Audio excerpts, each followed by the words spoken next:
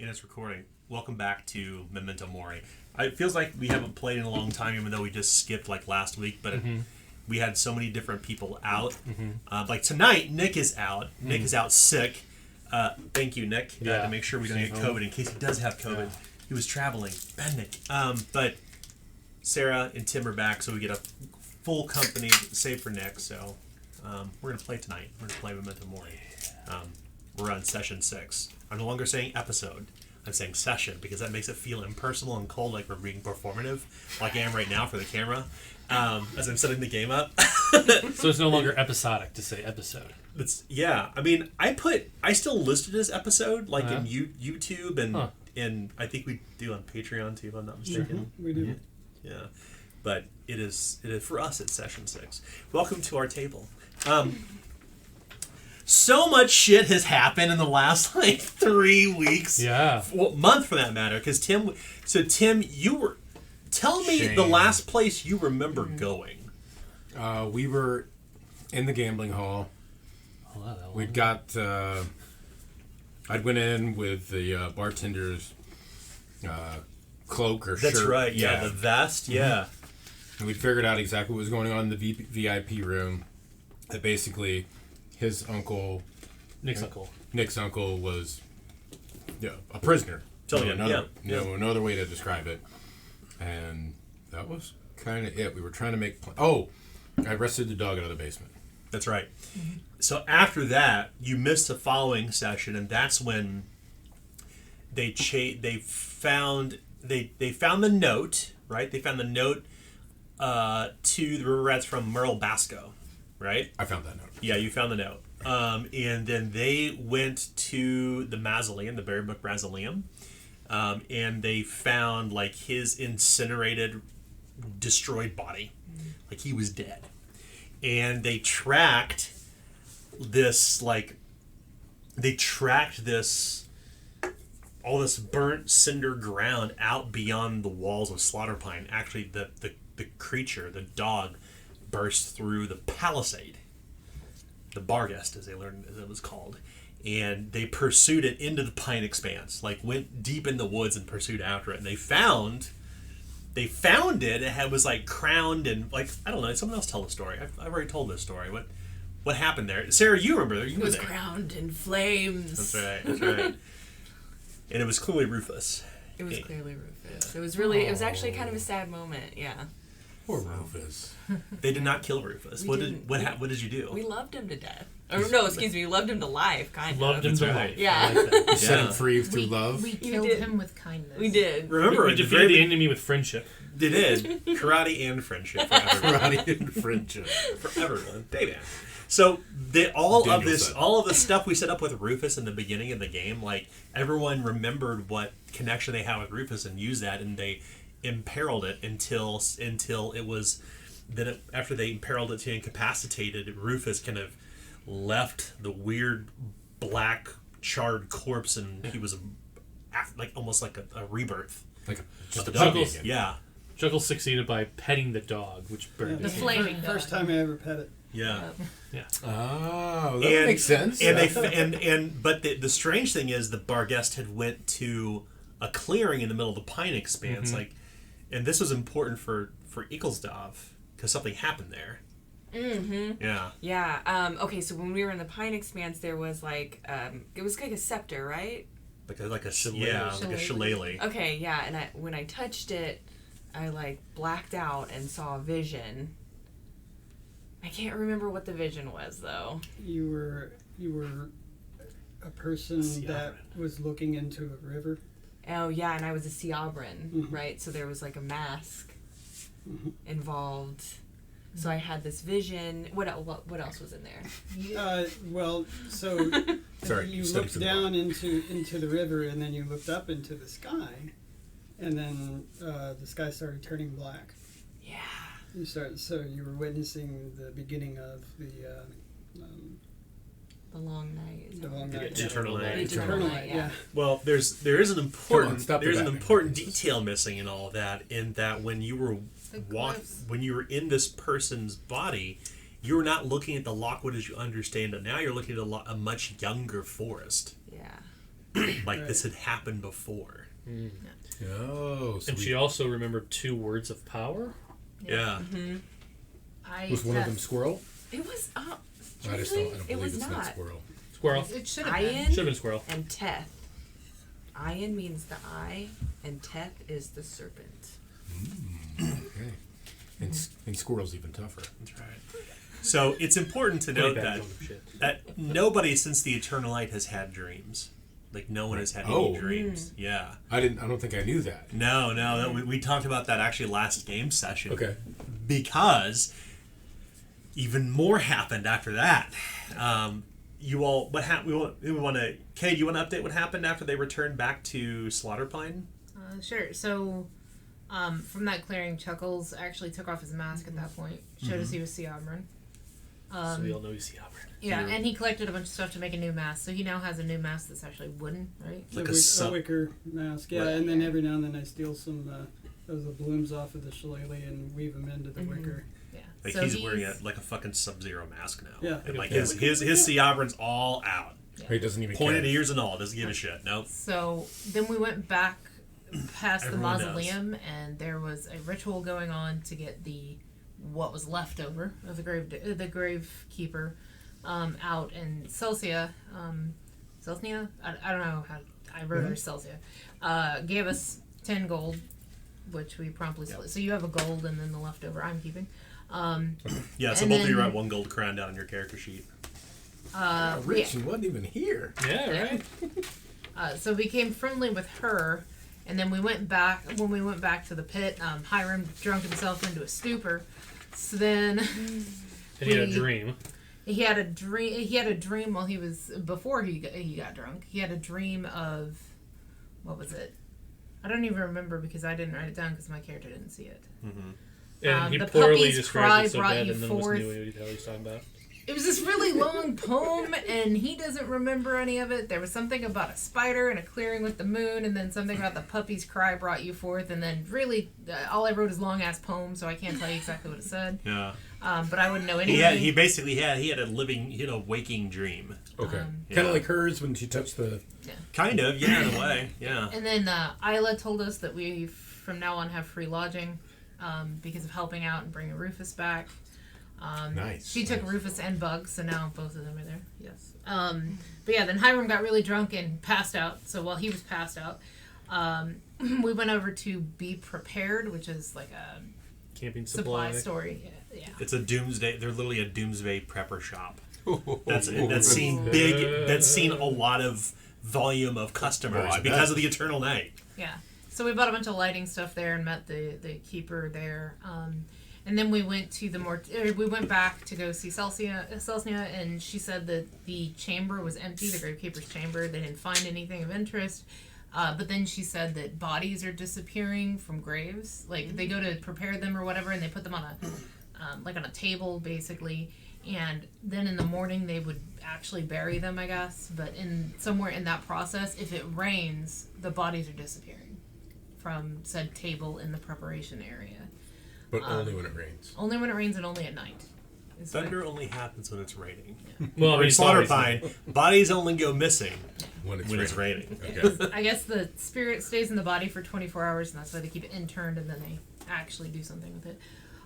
So she told us she would, give us more money to go ahead and look into this as well. And, we went back, and then Hiram argued with us for a long period of time to go get his uncle, and somehow... he wanted to create a poor man's army and then storm the river rats and kick them out of the parlor. Because walking into, A heavily fortified building is a great idea. Yeah, with people who only have potentially the promise of gold that they don't know of to want to back us up with their lives. So we talked him out of that one. So then we were actually going to head back to the cemetery because it started raining again that night to see if we could find out what was going on with the corpses. So that's where we're at. So that's kind of where we pick up, or we should do that in just a moment. We need to roll for coins real quick, for fortune points. Everybody roll a d6. If it lands on face 6, it's mine! 5. Five. Aw. 5, 5, 5. Thanks, everybody. So you got You've got 5 fortune points. Where's So- the cool thing? What's that? Where's the cool thing you keep him in? You mean my Dice dice tray? Yeah. No, You don't need that. You don't need that. that is mine. No, you don't. It's mine. Rolling that. It's mine. So everybody gets 50 reward points, and we're gonna start the game. If I'm not mistaken, Kay, isn't it raining currently? Is that right? Yeah, you said Yeah. that it was To set up the our- next day and it started to rain and it wasn't quite night. Yeah, So that's why right. we said, oh yeah, we should probably go for that. Or Yeah, night. we were. Well, walking- it wasn't evening time. Yeah. Yeah, we were walking back towards the graveyard when we noticed we were being followed, Oh yeah, we were being followed. That was how we left off. and So we've marked we're all the new spots on the. I've not marked it yet. I have it on my map over here, but I'll update it. I've got a map right here, and it's highlighted where you went. But yeah, I'll update it over there on the main map soon. So we pick up in Bargetown. I would say it's night, but it's really hard to discern between night and day because the eternal night has come. Fortunately, to some degree, there's actually a light here and there as the lightning lances through the sky, illuminating the thunderheads that loom over all of Slaughterpine, specifically here in Bargetown. As you well know, Bargetown, before the Eternal Night, was a place where all the ships would dock for the Brightwater River. And you can imagine, not far from here, actually, in fact, you can probably hear Lucky barking out there, the dockmaster's dog that is constantly howling and barking at night. And you have apparently resolved this big, you brought Isla's dog back. You've solved the mystery of what was happening there. The river rats, though, have not left Tilligan's or Aramore's parlor yet. And you have been kind of staying in the open, so to speak, at Big Corey's pub after making quite a bit of a ruckus at Aramore's parlor just 4 nights hence. So we're now like the 32nd day of the Eternal Night. And it's kind of a light rain. You know you're supposed to meet here along the dockyards. You're specifically Chuckles and Lester and Lady Culpepper, Sabella Culpepper. You're supposed to meet Wilson and Eaglesdorf here in the dockyards. And you're kind of waiting along this promenade over the water where the piers extend out into the night. There's this massive old ship creaking in the water from where you're at, and you can notice that that along the side of the pier that there are burning torches that are not torches, but burning lanterns that are sputtering. So the three of you are basically waiting for Eaglesdorf and for Wilson to arrive. So what's going on right here? What are the three of you doing? Keep in mind, Eaglesdorf and Wilson are not yet here. Have we noticed we're being followed yet, or are we? We're gonna kind of rewind a little bit, just to kind of set Okay. everything up. So, how are things? I think it's going to rain soon. This is an astute observation on your part. I think. Normally, you'd be accustomed to hearing the rain pitter patter, ping ping off of Chuckles' helmet, but nay today. Any ideas, either of you? It's taking bodies. I mean, at this point, I'm kind of out of my depth after seeing, I don't know, like a story-told dog. Well, I mean, it could be body snatchers. Beneath the awnings that stretch over these stone warehouses along the edge of the dockyards, you see the shadows of Eaglesdorf and Wilson approach. So, between the two of you, who has light? I have light. You don't have light. What kind of light do you have? I have a lantern and a oil. So, lantern, okay. And among the three of you, who has light? Between I know at least the two of us. I mean, I have stuff for light, but I have probably Sabella would have her lantern out. okay. So Wilson and Sabella both have light. Okay. It's been a while since you've met. It's been almost 4 days as you all kind of meet along the dockyards, a place where you've come hundreds of times before. This is your common meeting place when you're out doing your business and you get back together as friends. You've walked this path along the docks hundreds of times over your life.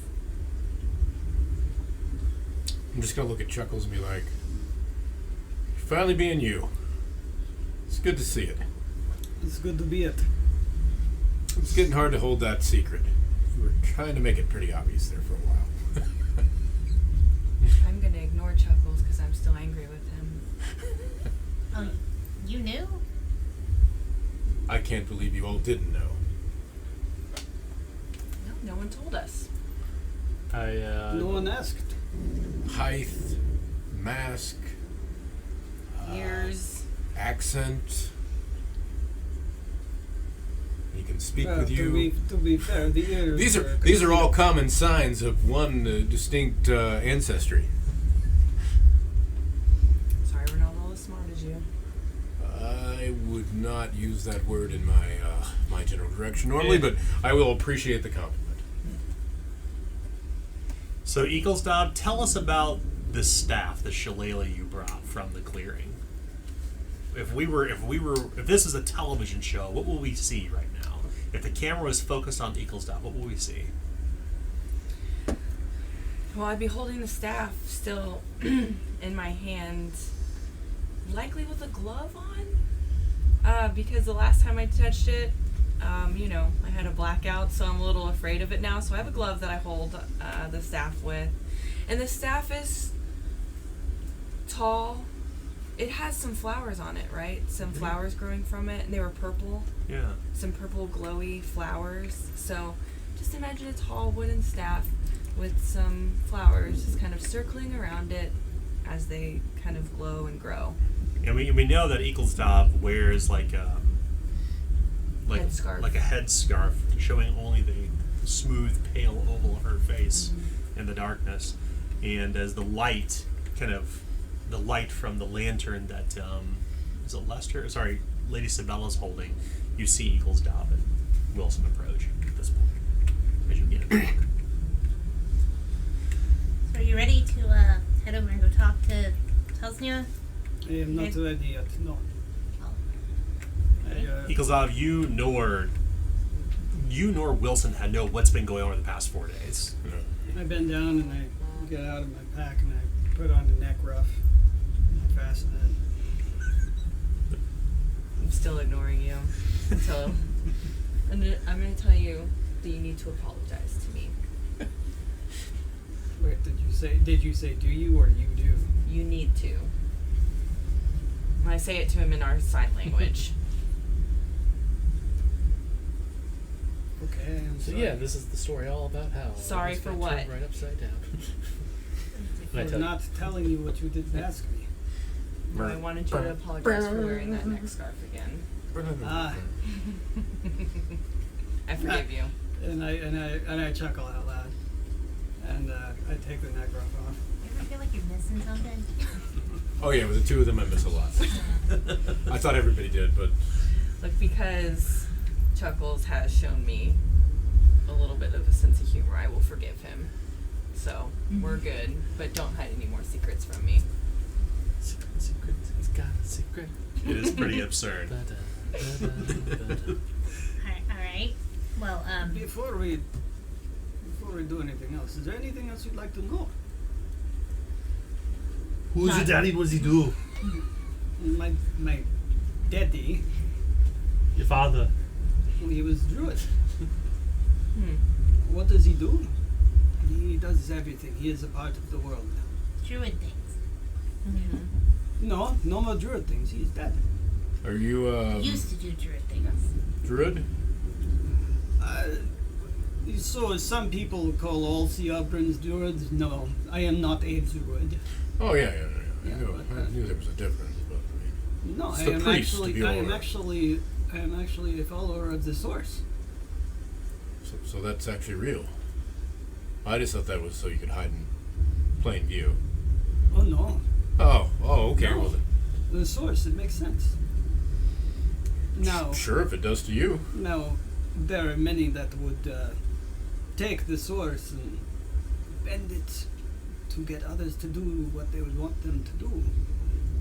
But I cannot say that old Siavern didn't do the same with the Druidism. That sounds like religion in general. Well, we are people.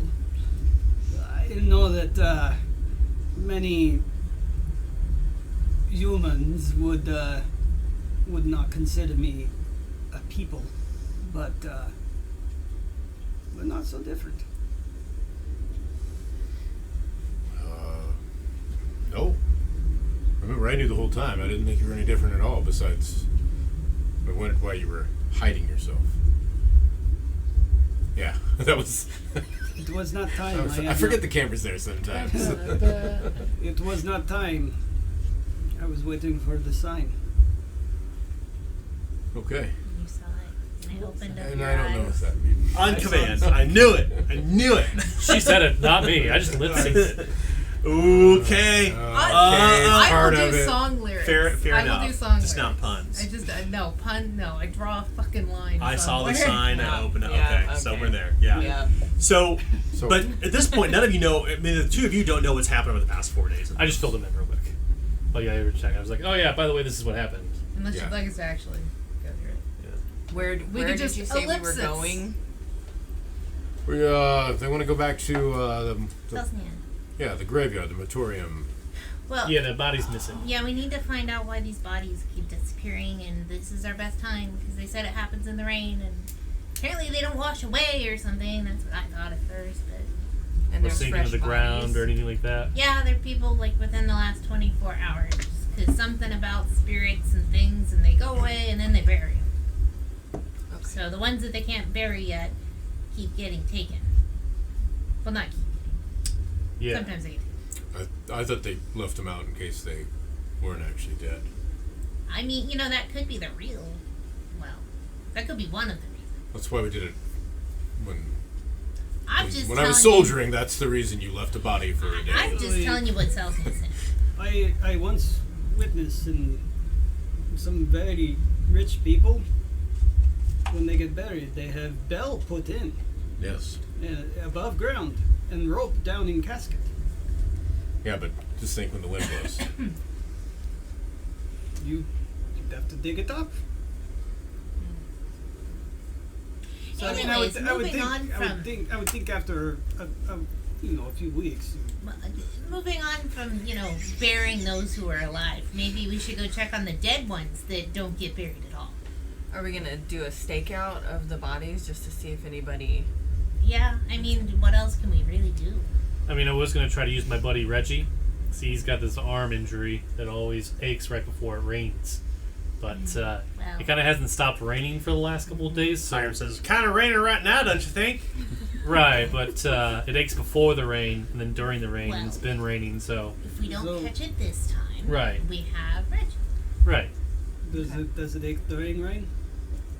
a little bit, but I mean, yeah, that's what he tells me. But anyway, so we should probably head that way. As all of you gather in a number equal, at least, I mean, there's 5 of you here. You see a few people who are kind of lurking behind you, and you suspect there are probably river rats, but as the 5 of you gather on the sides of the dockyards, they quickly scamper in the dark. They don't continue their pursuit at all. They thought maybe they had the 3 of you, had a jump on the 3 of you, but they quickly exit stage left. They disappear into the dark. You weren't even carrying lanterns. You just saw them on the edge of your lantern light, but they run off. You just to be clear, not only in character but above board, you know that you have a natural enemy in the river rats in Bargetown. And God knows where else they're here in this. You're not sure where else they're in the city, but you know you have made an enemy of the river rats. And So that's because of what Nick did at the... that's because of what you all did. I wasn't there for that? Yeah. So whatever happened? basically what happened is after everything in the parlor. I mean, it was very obvious. Like nobody took any real means to like really hide who all of you were, and your names are now known. You've made yourselves known not only to the chief augur Celsius Turnwhip, you've done a great service for with what happened with the mortician. Well, and also we saved her and her dog, right? Well, The- for Isla, you saved her dog. You saved her dog. Well, the And judge. the judge, and too. the judge. Yeah. So in these 6 short days that you've been active in the Eternal Night, you have made yourselves known, and you know, and everyone knows where you stay now. But the river rats, once again, they're out of work stevedores who basically turn to brigandry and petty crime. So in large enough numbers, maybe they won't be any sort of threat to you. But in Bargetown, in this section of the city, you will always probably have somebody following you. Hopefully they won't be brave enough, or hell, let's be real, stupid enough to try to jump you in the middle of the night. The Eternal Night. Look at that picture of that dog that goes, that's the meme. That's that. Wow. Yeah. Internet culture, it's a thing. So, you all begin to head toward Market Hill, back to where the graveyard is. And you know that the Chief Augur, you already told the Chief Augur you're going to do this job, so do you want to go visit with the Chief Augur before you go to the stakeout in the graveyard? Do we need to? I'd be a little worried we'd lose the rain. Yeah. I'd rather check up on the graveyard as soon as possible. She knows. I don't see a purpose. Okay. Oh, I do hand over the gold to you. Yeah. I mean, I know you already wrote it down. Yeah. Gold, baby! Yeah. Gold. Because if memory serves me right, I'm curious because we did witness like the aftermath of a murder. You not did, too yeah. long ago. In the streets in Market Hill, yeah. Yeah. So I'd be curious to see because it was like a woman and a child, right? Yeah. So I'd be curious to see if their bodies are there or missing already. Okay, yeah, you could do that. You head on your way to Market Hill, and it's this long, slow, cobbled slope through the city. And on either side of this very narrow, winding, almost European-like street, with like the doors of the houses literally right on the cobblestone, you feel comfortable enough to turn off your lanterns if you wish, because there are hanging lamps in the street. Yeah, Would okay. you like to keep in mind? Remember that light sources are. This is a survival horror game, so make sure you have enough oil at the appropriate times. Right. The question is, you have enough light to see by in the lantern lit streets? Do you want to keep your lamps on? No. Your lanterns on? I don't. I'll turn mine off. Okay.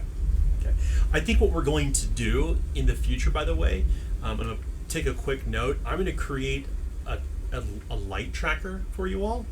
I think there's some opportunity to use that as a tension mechanic around the game, particularly for this campaign, but we won't address that now. For now, we'll just assume you turn off your lantern, you're walking through Market Hill. And remember, Market Hill's a cobbled streets, it winds its way up the road, and eventually it kind of gives way to this broad, open, sprawling graveyard. And and when you came here before, a few days ago, at least the three of you, all of the graves have been decorated with burning candles. You see nothing like that now, but every time you see the lightning lance through the sky, you can see the dark gray cathedral of the Custodian up on the hill, and sprawling down below it is the massive graveyard, which there's no light in the graveyard, obviously. But you know how to get to Berrybrook Mausoleum as you pass through the Iron Gates, and that's the first place that you go. The place where you had first witnessed the Barghest and Merle Basco, the mortician. It has been sealed up with wooden planks. Is there any buildings or like a shack or something for like the gravekeepers or whatever that's near the pit where they intern the bodies? No, they would. So the great, yes, it's a good question. So the body takers is what they're called. They wheel the dead through the city. They typically are inside the House of Augurs, that gray cathedral of the Custodian. This is just this is a place where the dead are buried, or at least in the case of the people from the dregs who don't have enough money, they get thrown into an ossuary, which you know your way to at least. But there's no buildings near that or anything like No, that? nothing like that. Where's the table that the bodies are on? Is that actually in a building too, or is that just It's out? in the pit thing. Oh, it's in the pit thing. Okay, cool. So it's really dark out here. Who's going to carry the light? Do we want light? Well, you can't see anything in the graveyard unless you have light. You've left the cobbled streets of Market Hill, and now you're in the graveyard proper. So do we want to find our way to this place and then turn off lights so we can stake this thing out, or? I'm thinking that's a good idea.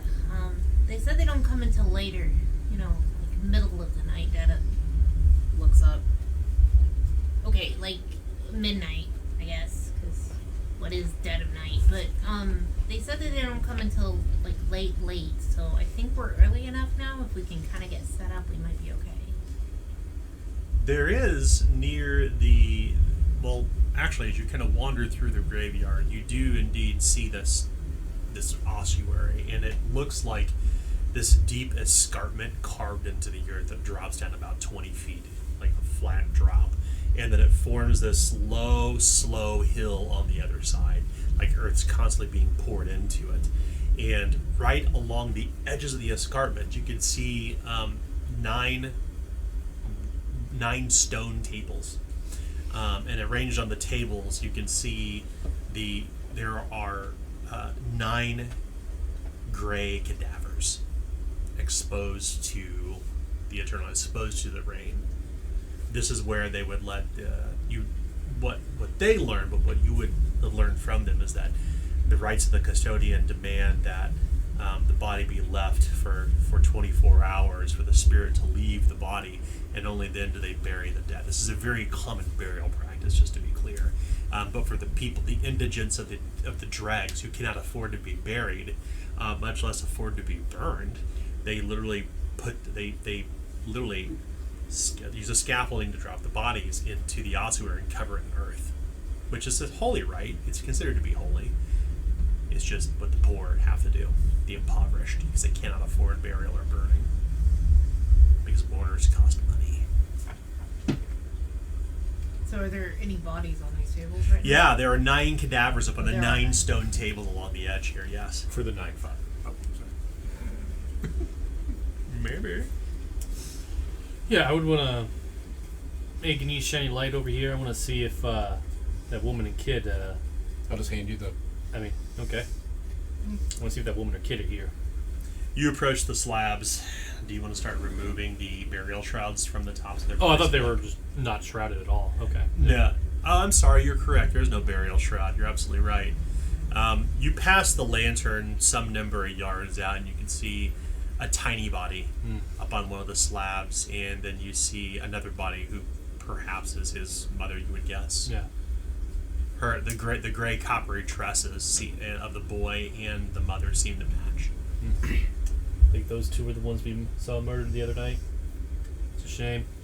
You guys have seen a full adventure since I had taken ill.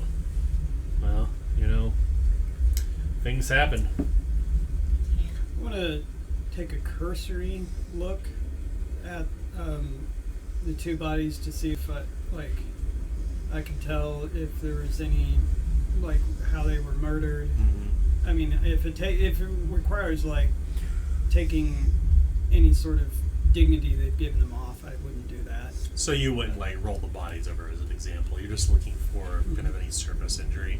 Would Yeah. anybody else want to go Right. with Chuckles to do this? Right, like, or if they, whatever sort of clothing they put them in, I wouldn't remove that.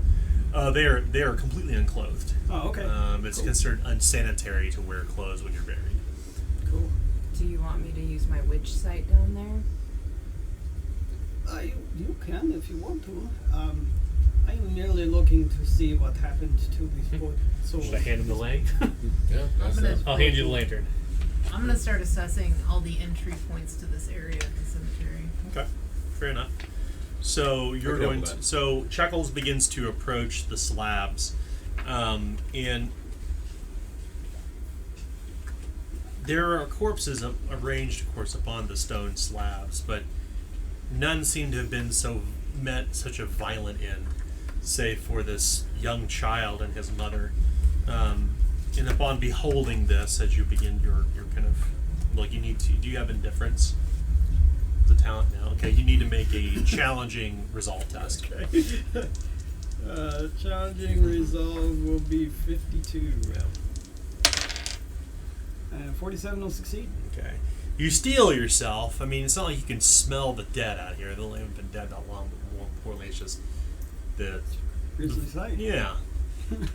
It's clear that the child had been stabbed in the side of the head, and the woman has defensive cuts all over her arms and her back of her neck, like she was trying to protect the child. You're looking, of course, Lady Sabella, you're looking around for ways into here. And this group, this ossuary is literally out in the open in the graveyard. In fact, you can see a number of like gravel rock paths that all seem to lead to here. This is probably the most commonly trafficked area in all the graveyards. It's almost the dead center. It's the dead center of the graveyard. Not surprisingly, given that most people are probably interned in the ossuary here. Just looking down at that 20-foot drop and that dirt and earth, you can see bones sticking up out of it, like out of the mud and muck. Can we use warfare together and try to figure out the most advantageous paths I'm gonna take, like to get back to Yeah, city? absolutely. Who That's wants to what I roll was that thinking, test? Well, I was just going to assist because it was her idea. Okay. Yeah, go ahead and roll a warfare test. This test will be routine. You gain an assist die. It's the assist die. Okay. So I have 55 in warfare. And a 62 will do it. Yeah. Thank you. You would suspect if anyone came on foot, they would be coming along the same path that you did. If they were coming by horse or carriage, they would come northward, closer to the House of Augurs. What are the two of you doing, Eaglesdove and Lester? I looked down there with Chuckles. Oh, I didn't realize that. Okay. So, Give it a lookout. That's what I do. Okay. When these guys go in and investigate crazy, weird things, I keep an eye out. so you get the lantern then? Or a lantern? They had the lantern, we had a lantern. Right. Okay. So I'm hiding in the shadows. Yeah, kind of. What are you going to do when you're near these bodies, Eaglesdove? Well, I was just going to use my witch sight to see if any of that previous magic was used on any of the bodies. Oh, okay. Go ahead and make a routine incantation test as you blind yourself to the world. Do you want to channel power? No. You sure? Yeah. Okay. Remember how to do that? Yes. Let 47. the chaos flow. Chaos. The chaos. Remember, you can always auto succeed. 32 will do. Or you can do that. The first thing that you notice is that all 9 of these corpses have a calm, or tinged with a calm blue aura, which you immediately know that the chief augur probably, there was some ritual done here to ensure that they pass into the hereafter with their souls intact. Do I see any evidence of that previous magic that was in the cemetery? No, last time? not here. Okay. But when you turn back to the Berry Book Rausoleum, you can see it kind of out there with your darkness. Like imagine like predator vision. That's kind of what you're seeing. You're seeing, and you see a faint halo of calm blue light over the mausoleum as well. It's clear that the chief augur and the priesthood have blessed this area to ensure that nothing unnatural happens. I'll take a quick look over the rest of the bodies just to see if there's anything strange, like, at all. One person's neck is twisted in a way that seems to indicate that they fell to perhaps an accident. 2 more people were just aged and old. Another has a pretty vicious stab wound in their stomach. It's not weeping blood, but it's about the width of an axe. One person's head has been bashed in with a hammer, a man. Another has had their genitalia removed.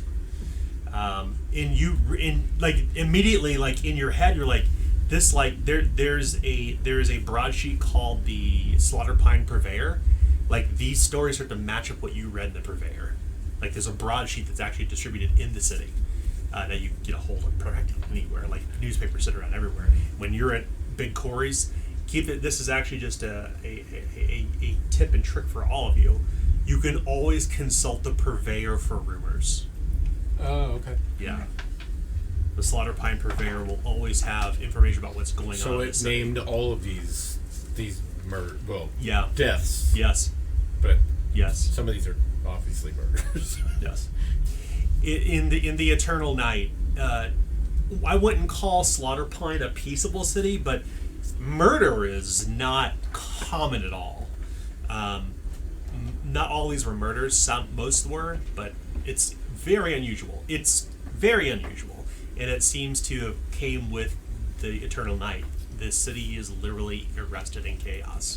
Once again, you know the Night Watch, literally 20 people in the city cannot keep up with 7,000 souls that live in Slaughter Pine with the amount of crime and happenings that's going on in the city. Never has the place you did people like yourselves in any other time say for now. The things that you do will have an impact, and you will be known by your deeds and misdeeds, if it is not made apparent already. The things that you do and the things that you say will be known by the people of Slaughter Pine, more so than previous campaigns. So yeah, the Purveyor will probably talk about it too. No stories yet of what happened here in the graveyard with the bar guest, but Was there stories of a person being found in a fish barrel? yes, in fact there was. It was in the Purveyor just a few days ago. Somebody washed up, a fisherman who was on the outskirts of Slaughter Pine near Surga Fields, found an old barrel that had washed up. Apparently, it was a barrel that was marked. It was like some local merchant's company, and instead of pickled fish, there was a pickled person inside, Was their name whose Peter? neck had been viciously broken Yeah. and face smashed. Whoops. I wonder if corpses can get out.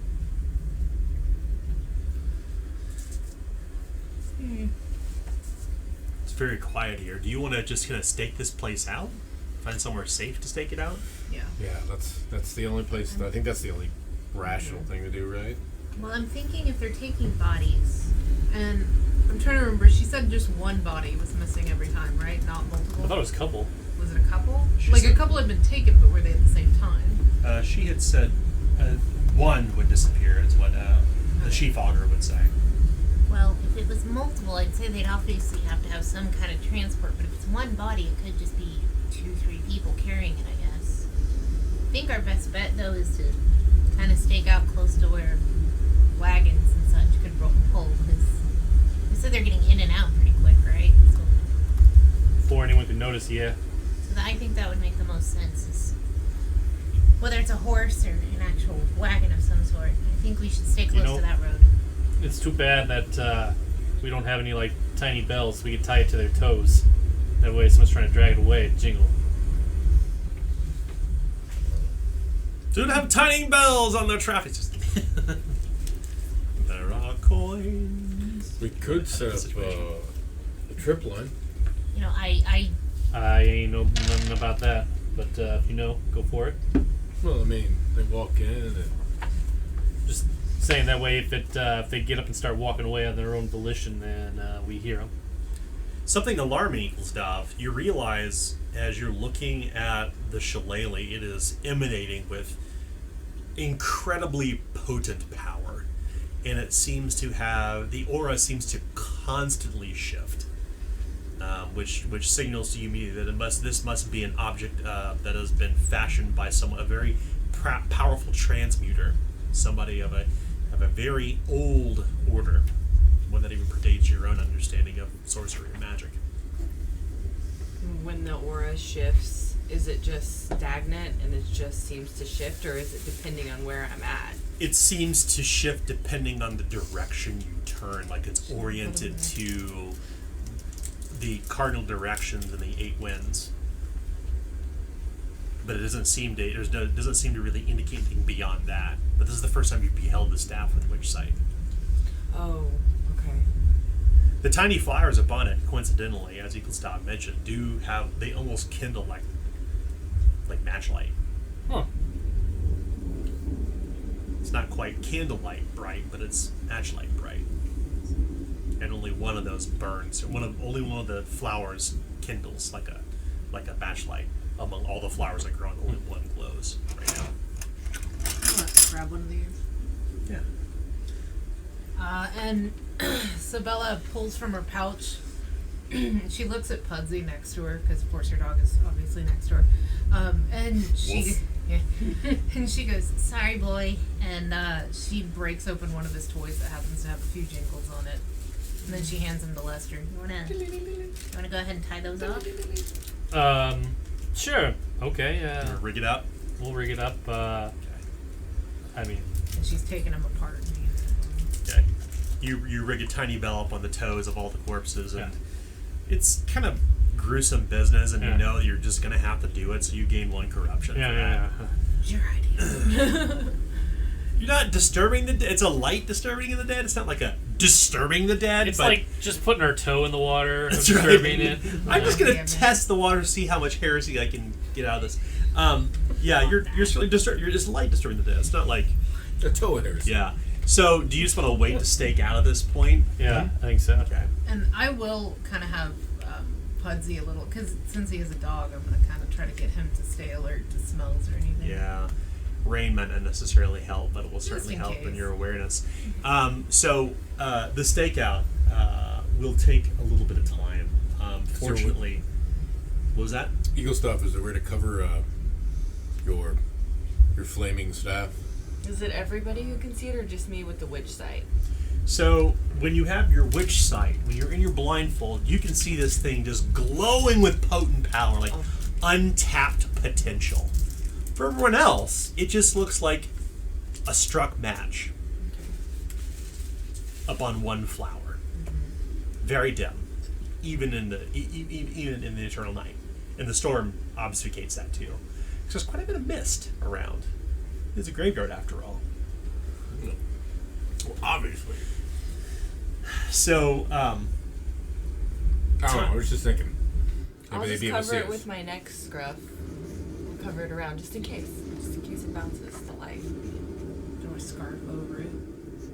Like you do a lamp. So your stakeout's going to take you about 7 hours.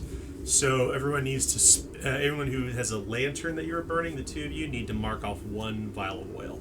But I think we Remember, were going to turn our lanterns off so we could actually stake out. oh, you don't want your lanterns on at all? Wouldn't- Maybe occasionally light it back up. I wouldn't think it the whole time. Just you want to try to conserve light. yeah. Okay. Use the light. And also hide the light as much as Let's have you both roll survival tests. Okay. Whoever's got light. If you can succeed this test, you manage to conserve enough. Hold on, before you roll. If you succeed this test, you manage to conserve enough oil to not burn a pint. If you don't, you lose a pint. Okay. This will be easy for both of you. Easy survival. Survival 53. 26 is good. Nice. 71. 38 will do it. Okay. So both of you managed to conserve light for today. Some time passes, and eventually the rain, it's not nearly as rainy, it's just kind of windy outside.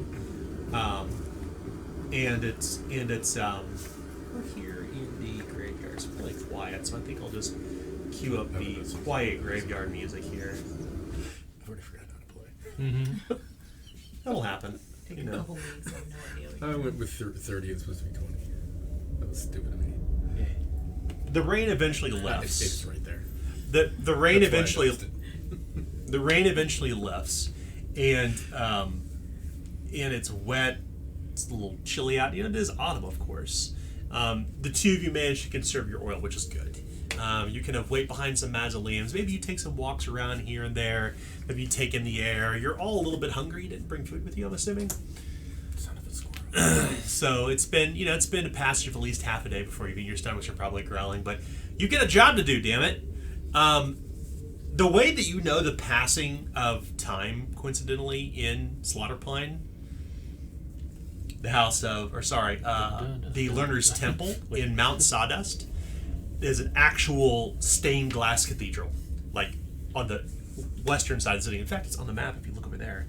It's on the western side of this Mount Sawdust. It looks like it has like minarets almost. It's in the far west. the Learner's Temple always has a clock tower, or not clock tower, but a bell tower, and they ring the bell.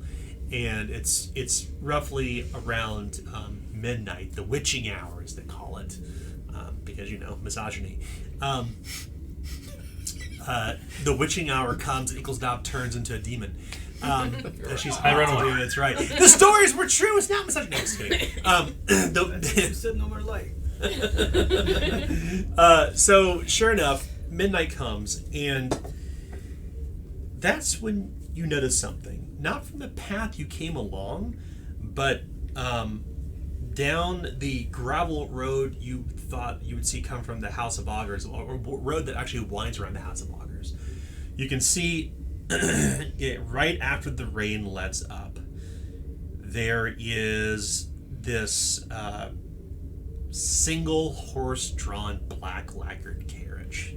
It's drawn. The carriage is drawn by a brown steed, and the only reason you know that is because the coachman on top of the stage has a storm lantern that's jingling, swishing back and forth as it's going through the graveyard, and you can hear the rattling of the reins and the sounds of the iron shod wheels kind of rolling along the gravel. It's kind of rumbling its way down and heading this direction. It could be the Augurs, for all you know. What do you all want to do? Stay hidden. Stay quiet. Stay safe. Eagle-eye that stuff. Eagle stuff-eye that stuff. Watching. Eagle's top? Yeah. The carriage comes to a slow stop right along the edge of the ossuary, like where you're near. And the coachman kind of leaps down from the stage as it kind of rolls back and forth on its springs, and has a tall steepled hat, like a Abraham Lincoln hat. And as they take the hat off, you can see her hair fall over her shoulders, long and brown tresses. And she places it up on the stage, and she kind of takes the hood and flips it over her head. As you can see, kind of like the hood drops down from her face, only revealing the bottom of her mouth, where you can see her kind of like she appears to be chewing on something, just kind of chewing back and forth. And the woman approaches the ossuary, and she has something slung over her shoulder. It looks almost like a bindle stiff, like a stick with a bunch of, like a pair of sticks and like something wrapped around it. At first you think it's like, somebody from the dregs. They must have stolen a carriage. The person is not dressed like an augur at all. Not dressed like one of the priests of the custodian whatsoever. Do you want to interrupt? Do you want to just kind of watch what happens? What do you want to do? Is there a way that we can move towards the carriage without her knowing? Absolutely. Does anyone have heavy armor on? No.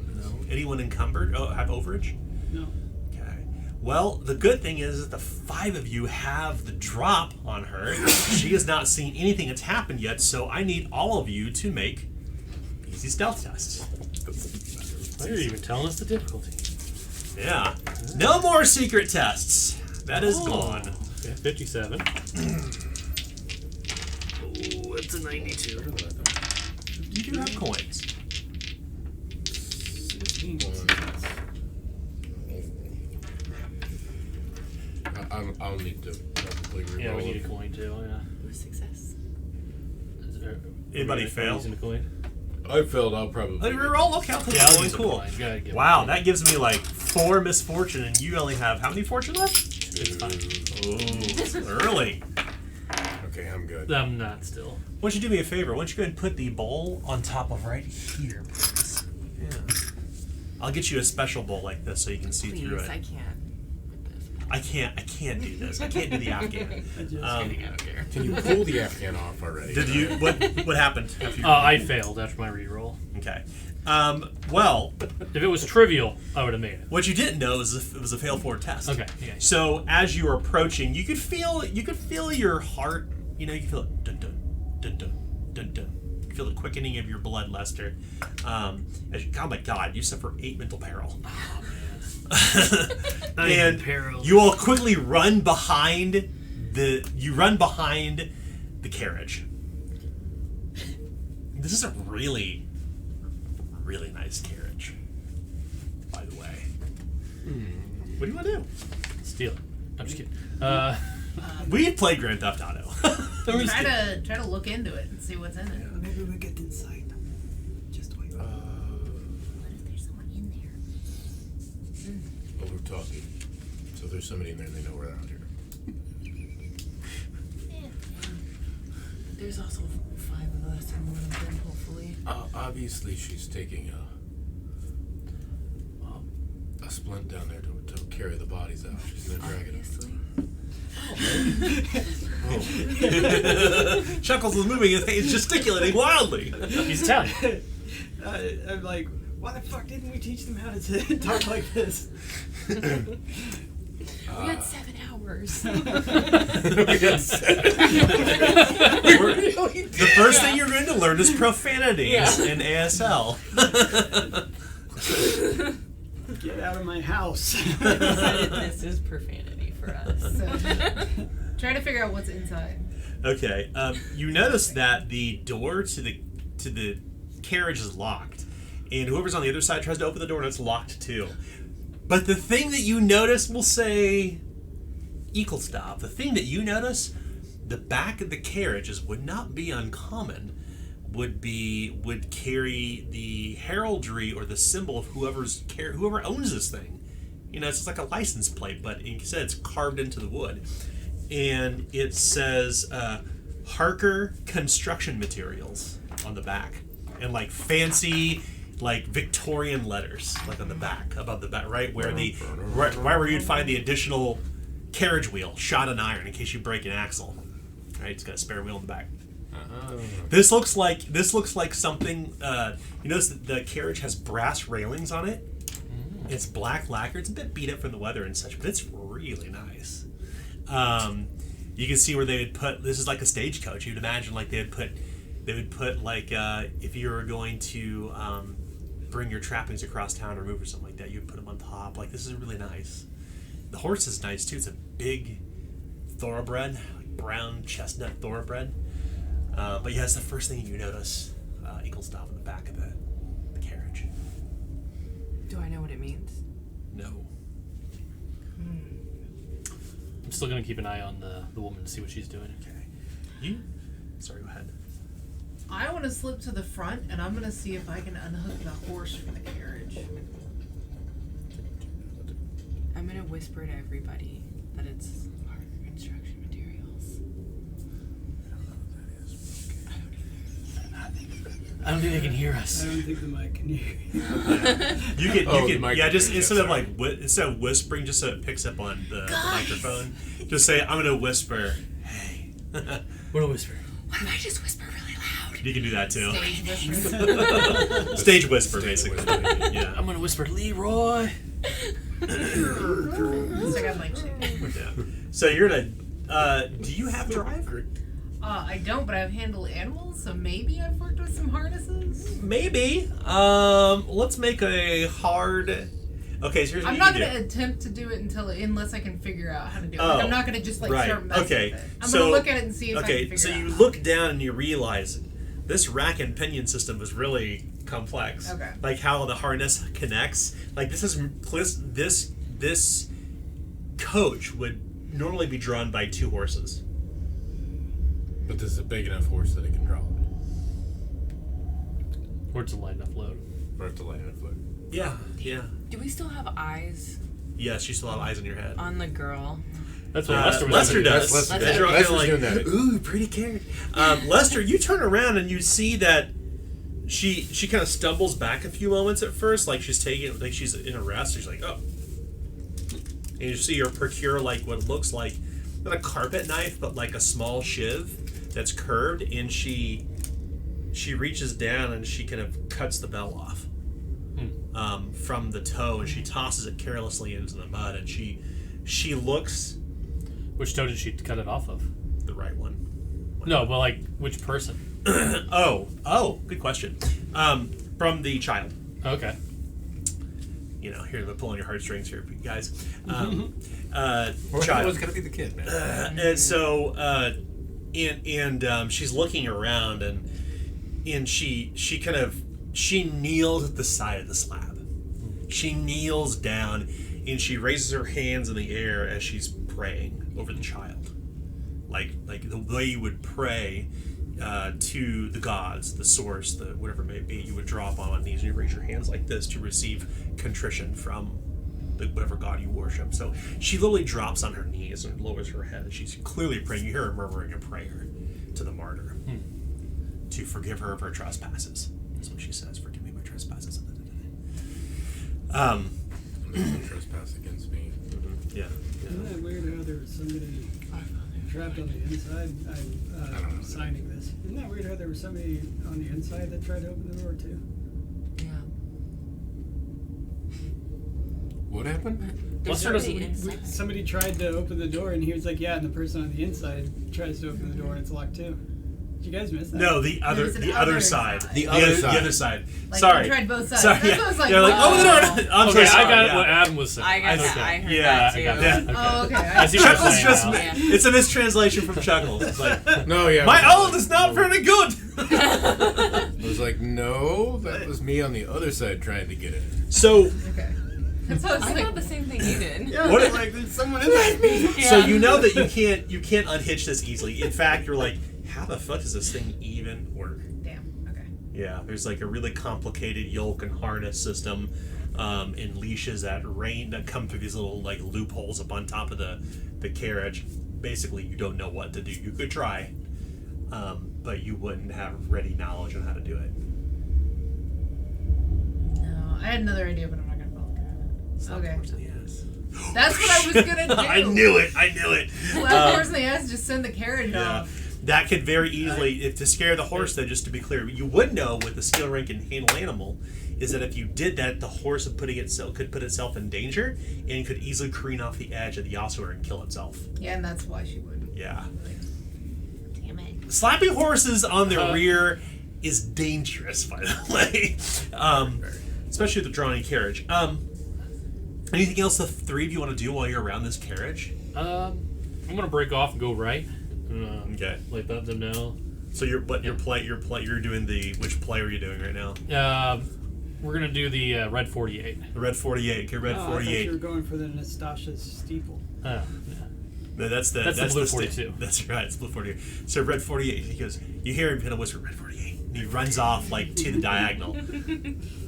If you've been with Lester a long time, and it's almost like it's a little idiosyncrasy of your character. Yeah.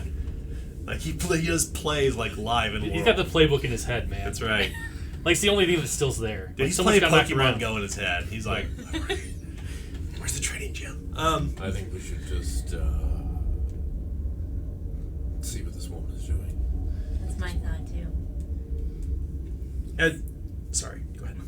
Yeah, there's no point if we don't know where these are going or what they're doing with them, so we may have to follow them back. You hear this kind of crack sound and this whump and this wet slap. And as you kind of look around the edge of the carriage, you realize that she's placed the boy's tiny body onto a sled she's unfolded, or what do they call those? Like a war stretcher or war gurney? Mm-hmm. Yeah, a gurney they unfold. Like it was on a bindle stiff, whatever it's called. It's actually like a folding thing that It rolls out. And yeah, you just put it down and she's dragging the child in this gurney across the muddy ground toward the gravel, and you all are completely surrounding the carriage. But the light is pointing toward her. You can see her like walking in the light, and her shadow is long and stretched out, kind of eerie actually. But she clearly can't see you because she's looking into the light. What are the five of you going? Well, actually, you're nowhere near the carriage. Yeah. What are He's the doing four red of you 48. going to do? I'm doing red 48. I'm looking at her. What do you So want me to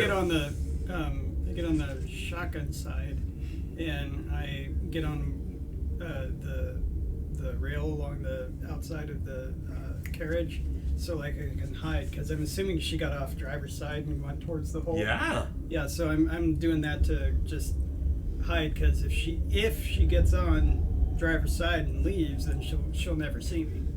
What about you, Equals Dav? Eagle, I want to climb underneath the carriage Okay. and hold on to some of the bars under there. Oh, Lester, you're just gonna stay out in the field? Yeah, I'm gonna like go wide and then get ready to blitz. That's red 48. I keep looking at you. Am I going after her, or am I getting on? Am I? Wilson, what do you want to do?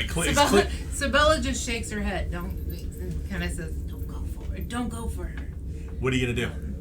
I'm gonna follow Chuckles. Hop on the other example. side? Yeah. Okay. Hoping that she doesn't come to this side. You hold the brass railing. You could see the carriage kind of begin to lean one way. Wow, son of a... And then you realize it's actually not the weight. The coach is sinking a little bit into the mud and muck. What are you gonna do? Not jump on that side. She's gonna back up into the shadows away from the wagon a little bit just to see what she's gonna do, where she's gonna put the body and everything. Okay.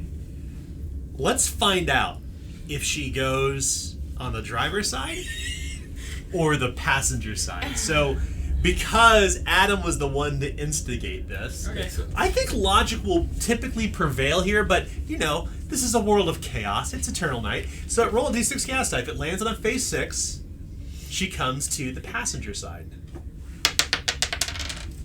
2. 2, okay. I'm going to spend a coin and turn that into a 6. Hell yeah.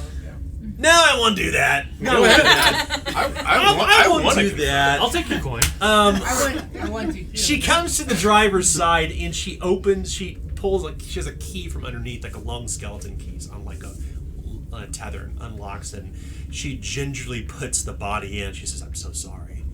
As she places the body within, and then she shuts and locks the door, and she swings up into the driver's side, picks up the reins, and begins to drive. I'm gonna try to jump onto the wagon. On the back? Mm-hmm. What about you? I'm gonna tail behind. Yeah, I'm gonna. If she's going for the back, I'll go for the back too. Okay. The two of you must catch up to it because it's not moving fast, but it is moving.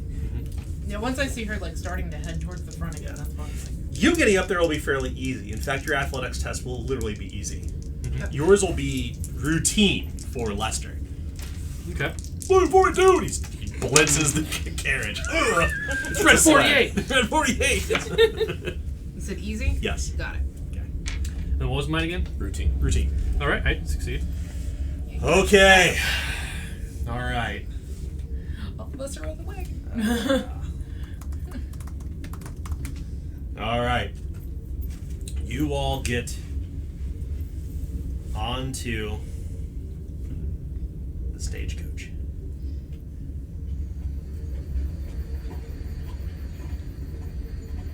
You can hear the sounds of night all around you. A lot more weak. Nikolsov is severely regretting going under the carriage. Oh!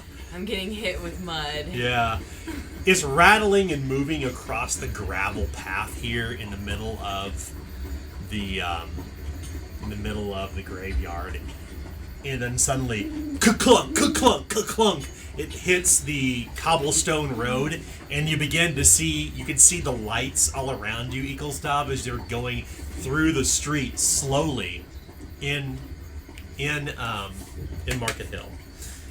As you're all holding on, but Eaglestav is holding on for dear life. And she's it's like cats that get stuck in like the door well of like diesel truck. She's like So Eaglestav, I need you to make a fail forward. So basically a failure is not a failure, it just means you gain peril as you crit fail. I need you to make a fail forward trivial athletics test to hold on first. Okay. Hook that leg on something. Okay, so 42. 72 to make it. And 25. We're good. Okay. It's rattling back and forth.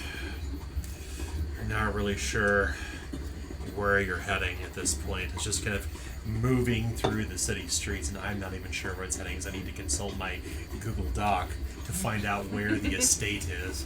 As you're moving along, and fortunately, her lights, she reaches forward into the storm lantern, she shuts it off.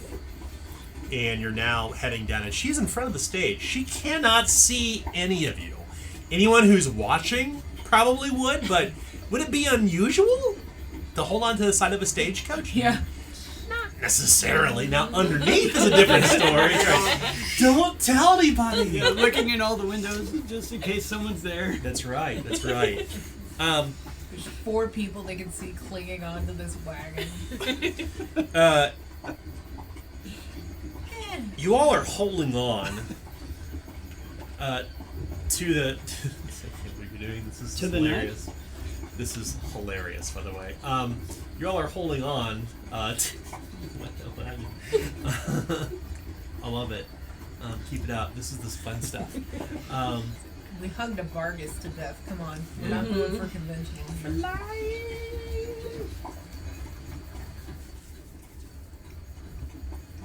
So I'll show Chuckles the footrest. Make it easier to hold.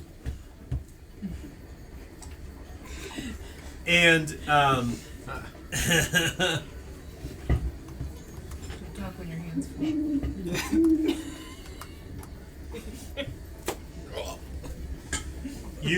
you're heading through Slaughter Pine. You're not really sure where.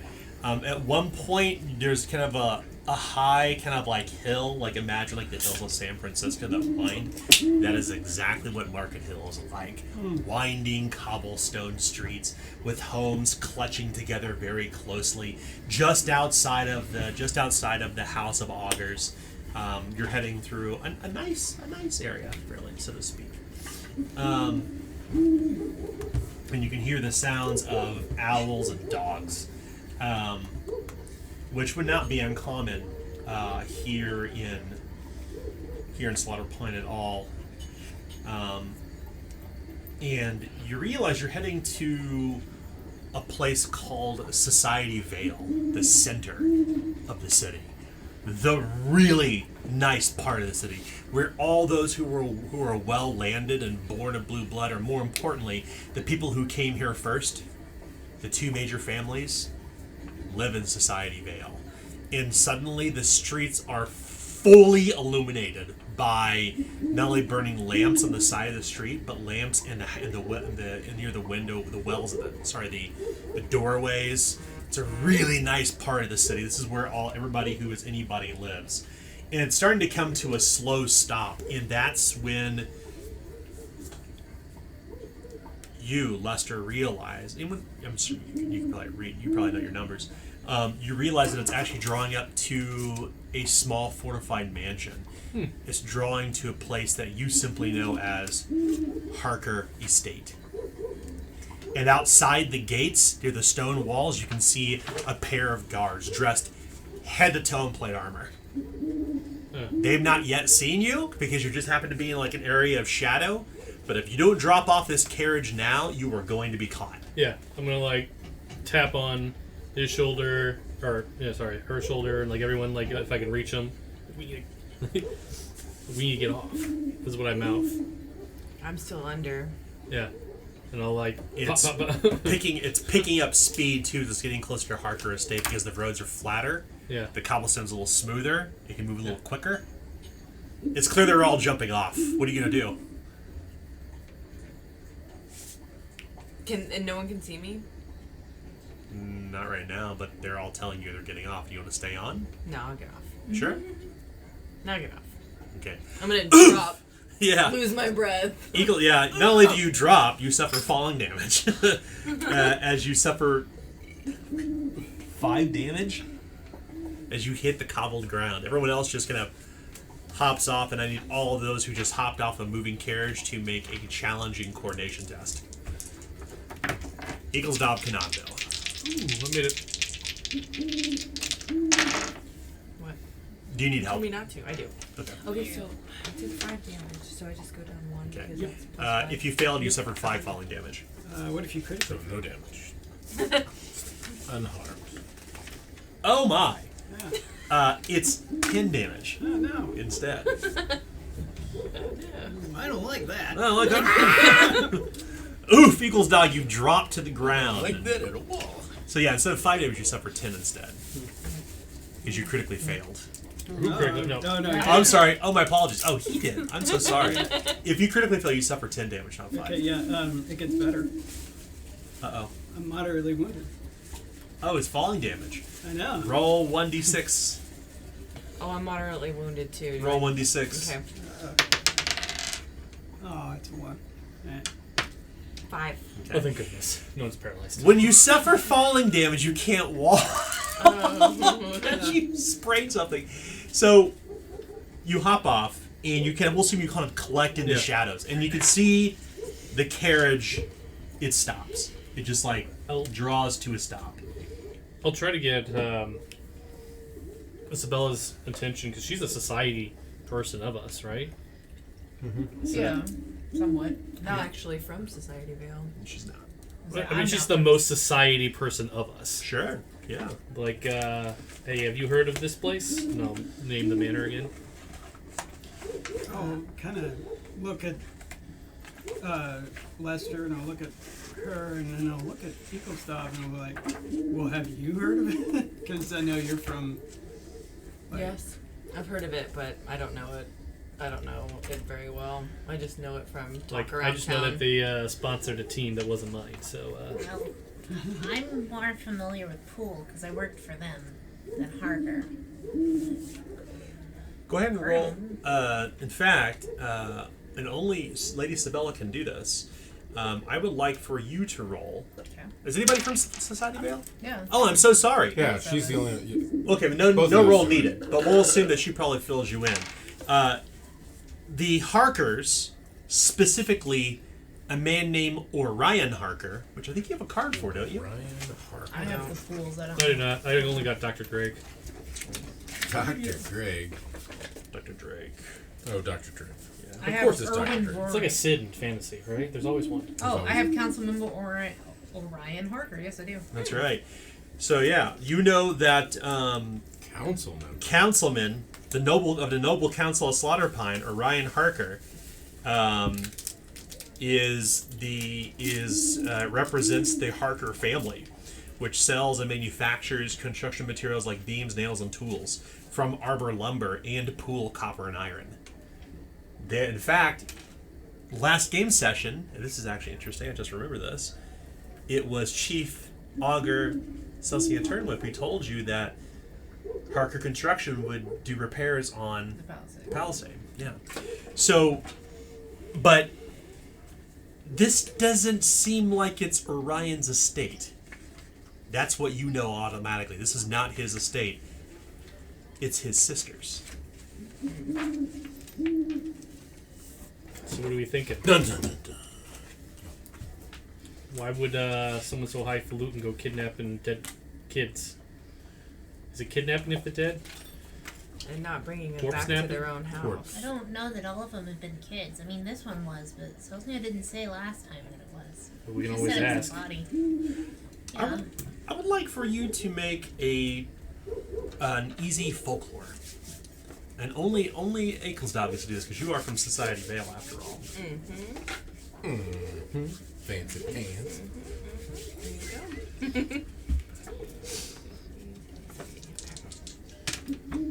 That's a success. Where are you from? Nice.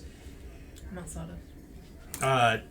This is this is not Orion Harker's home, but of his sister Aurora Harker. Aurora Harker recently seized control of Harker Construction Materials from her brother when he joined the council. Here is her card. This is her estate, not his. That. The thing that you all see at this point, kind of in the shadows watching, you see the coachwoman disembark from the coach. She steps off, and the guards are behind the gates, and they actually recede deeper into the grounds. They don't open the gates at all. There's a moment where she walks up to the gates, and there's this really nice, like silken red scarf tied around the iron gates of Harker Estate. She unties it.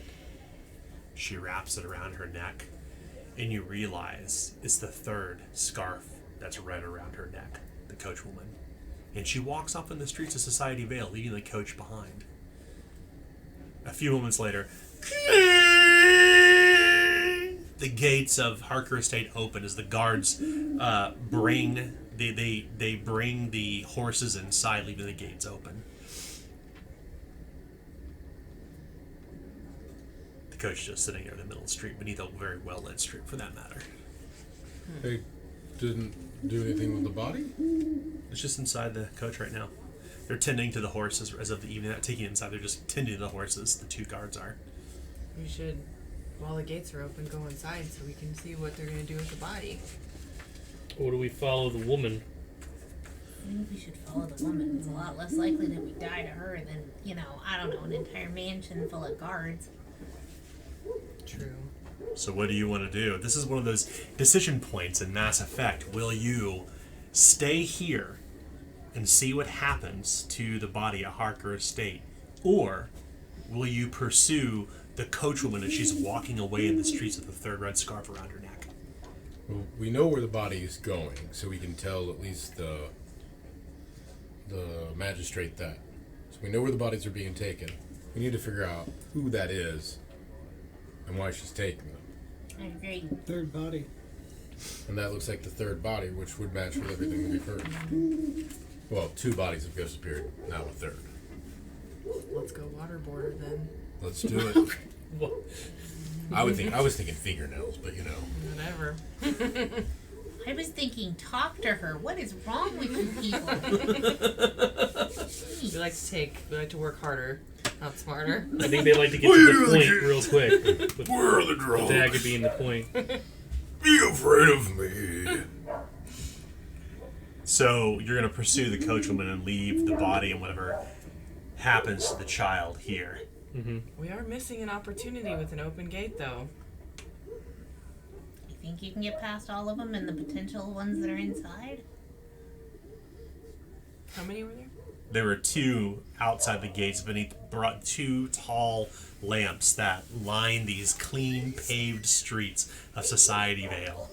Like in broad daylight, you'd be seen if you walk through the gates unless you tried to hop the wall. You could hop the wall. I'm not saying you can't. I'm just saying you have to hop the wall. You can't get through the gates. Let's go talk to I mean, her. if anybody else is interested in Eagle's suicide mission, speak up, please. So you leave. You make a decision, and for that decision, you all gain 3 corruption as you leave the body into what is to happen in your wake. And the woman is walking through Society Vale, but she's clearly really nervous, as all of you probably would be too, surrounded by these nice, fancy houses, the clean, enormous houses, the clean paved streets of Society Vale. The place is so clean, and you can hear the sounds of maybe dinner parties, maybe the sounds of harpsichords somewhere nearby.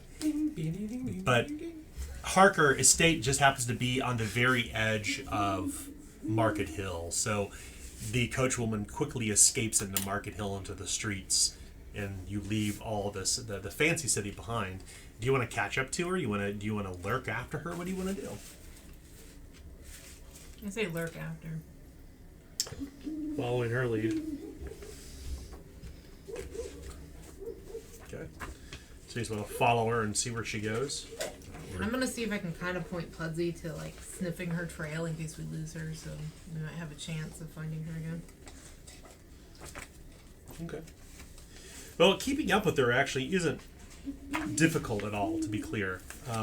It's fairly easy, in fact, as she's not taking any means to hide walking through the streets. She's just a person literally heading back to wherever she's going. And you follow her for about an hour, and you end up in the dregs. And at some point or another, she walks into one of the roughest places in all of Slaughter Pine, and you can hear the sound of the pub from outside.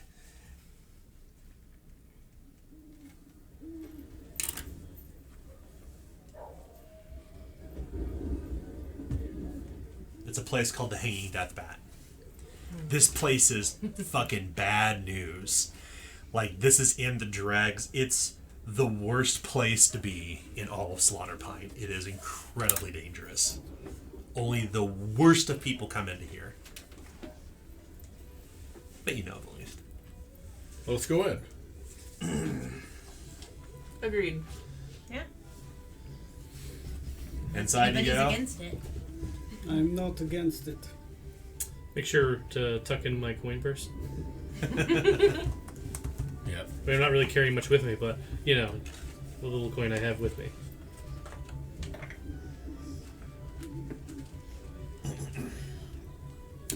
Well, as you get inside, one would think, with the coming of the eternal night, that at least the broken windows out front would have been fixed. But it's almost like a fixture of what this place happens to be.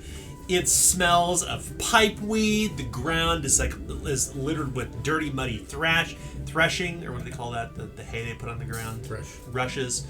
Yeah. And as you walk inside, you can see literally suspended from the rafters in this this dingy and loud, is this massive leathery skeleton of a huge bat whose wingspan stretches at least 12 feet across the main chamber. It is literally called the Hanging Death Bat, suspended by chains, and it's covered in like a thick layer of dust. The walls are like made of wood, or made of that paneled wood, but they're littered with like all manner of like paraphernalia throughout the city. A broken lute or two, a sword struck into the wood, an old shattered shield, a helmet resting on the side of the hearth. It's like, looks like the newsroom, and it's all covered in it's all covered in dust.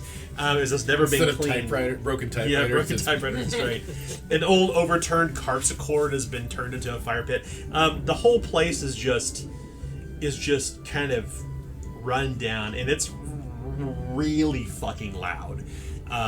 There's a group of sailors who probably came in on the last ship on the Brightwater, who are rum drunk and they're singing sea shanties. The whole place is just really raucous with all manner of activity. Despite the fact the eternal night has come, you imagine these people who are probably penny poor, nearing the end of their purses, are just spending their money away because it's the fucking apocalypse. But this place is super, super busy. It's basically a place. Anyone here have skullduggery? A skill rank of skullduggery? No. One Okay. skullduggery is not here right now. The person that would love this place is not here right now. What are you talking about? I love this place now. But you can see, the namesake trophy of this place, the Hanging Death Bat, is literally suspended over everything in here. The air is just thick with the smell of sweat and perfume and rum and pipe smoke, and also devil's weed. The devil's cabbage. Devil weed, devil weed. They're smoking some of that left-handed pipes. Devil's dandruff. It's medical. It's okay. It's medical. Devil's weed. Yeah. I do not understand why you have so many names for it. You know. It's the same way you call a loved one different pet names. Honey, baby. Terms of Familiar. endearment. Endearment. There we go. That's the word I couldn't think of. Do deer have bad breath? Deer have bad breath. Dear mint. Dear mint. You're not funny sometimes, Truckle. Remember, she called me smart earlier. She's figuring out that was probably her wrong. Oh, well then would you like to hear a joke? Sure. You can see that this coachwoman with her 3 red scarves walks up to the bar, and there's this pale Aridane woman who has this completely toothless grin. She smiles as she kind of gives what appears to be probably a drink to this coachwoman who's probably a regular here. And they're kind of having a conversation. She's shaking her head, and she's putting her head on her forehead like this, and she's just kind of like pleading to the bartender like one does with the bartender. But it's clear that the coachwoman's in distress. She sits down by herself, shooing a would-be suitor with one leg away, as she prefers to drink alone. She's keeping everyone away from her. She has a very dark, sullen look on her face too, this woman. Can we find a corner that we can keep an eye on her? Absolutely, yeah. Maybe we should buy her a drink. Seems to me like she may not take well to that right now. I don't know. I mean, getting her drunk is probably the best way to get her to talk. Well, Just a I would random say person buying a that, drink. Doesn't have to know it's from us. it would probably not come well from my gender, but maybe from one of you guys. Breaking bread. Oh, how sexist of you. Okay. Yeah. Well, you know, you're the one that called me smart. Well, She just Well, kicked they're away a talking. suitor. I was thinking, like, damn it. while they're talking, I'm gonna go over to the table where she's sitting. She's at the bar. This one approach. Yeah. I'm going to sit next to her. Sawed off, she says as she's nursing her drink. Before you even approach, like she has eyes in the back of her head. Sawed off.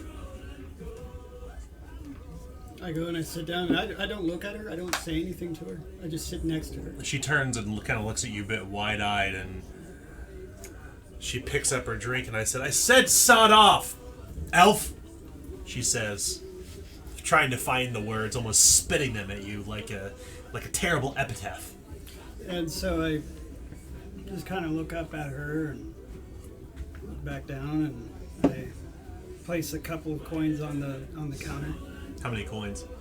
3. Brass pennies? Yeah, brass pennies. What do you take me for, some 3-bit whore? Sawed off, elf. I point to the bartender. And I look at the bartender. The toothless woman approaches and says, "My name's Yara. You looking for a drink?" She pours you something and takes 2 of the coins and slides them back to you. I shake my head and I push him back towards the bartender.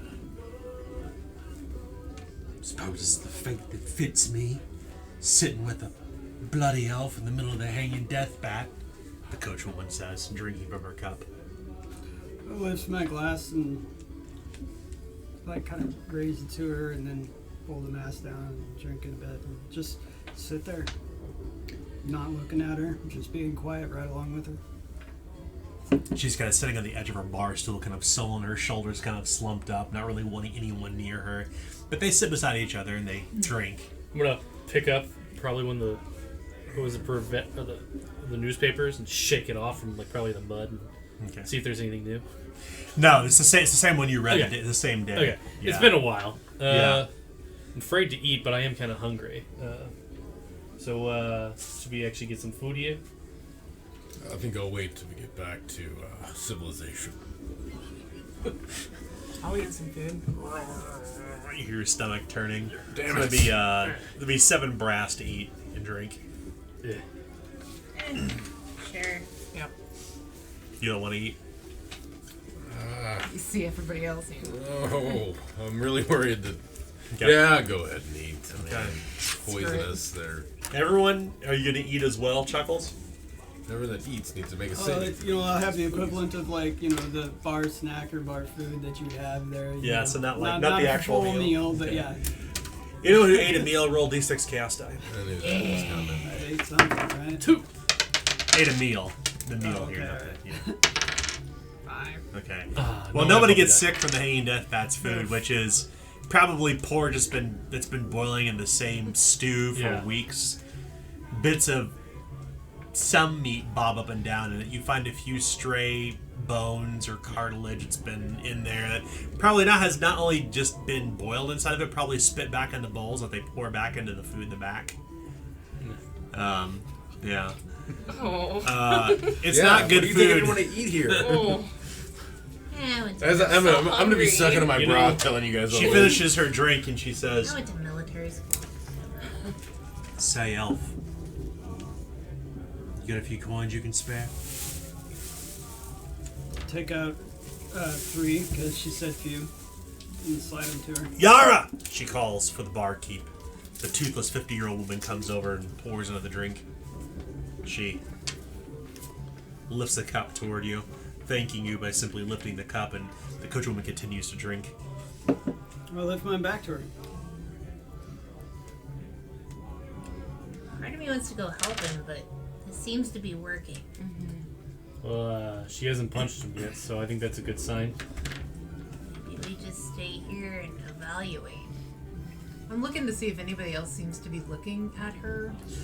No. In fact, like, it seems like she's probably well known around here. The patrons know to keep their distance. They don't go near her. Except for this one.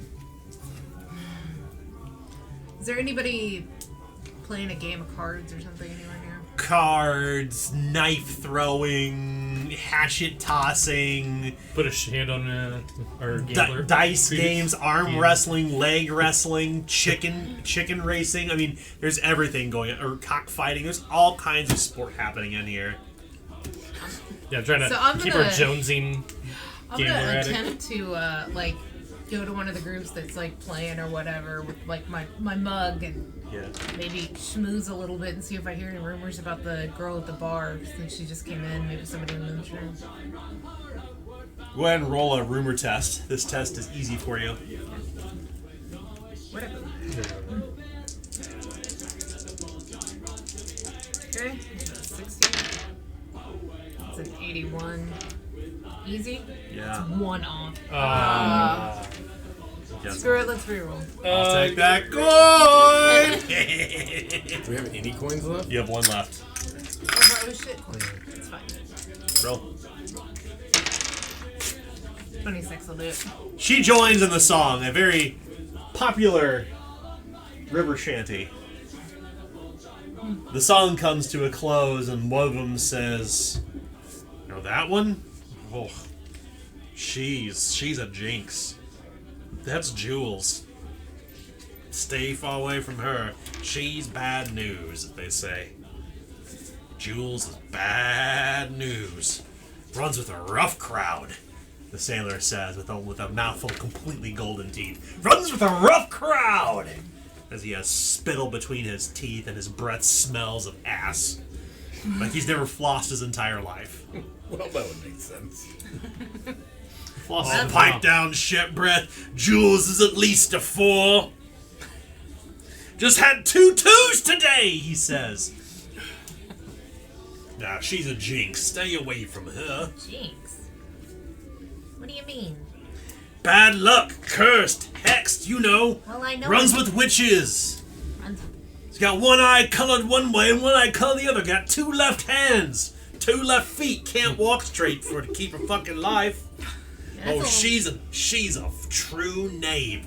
A jibe if I ever saw one. You just keep saying weird things. What has she done? I told you.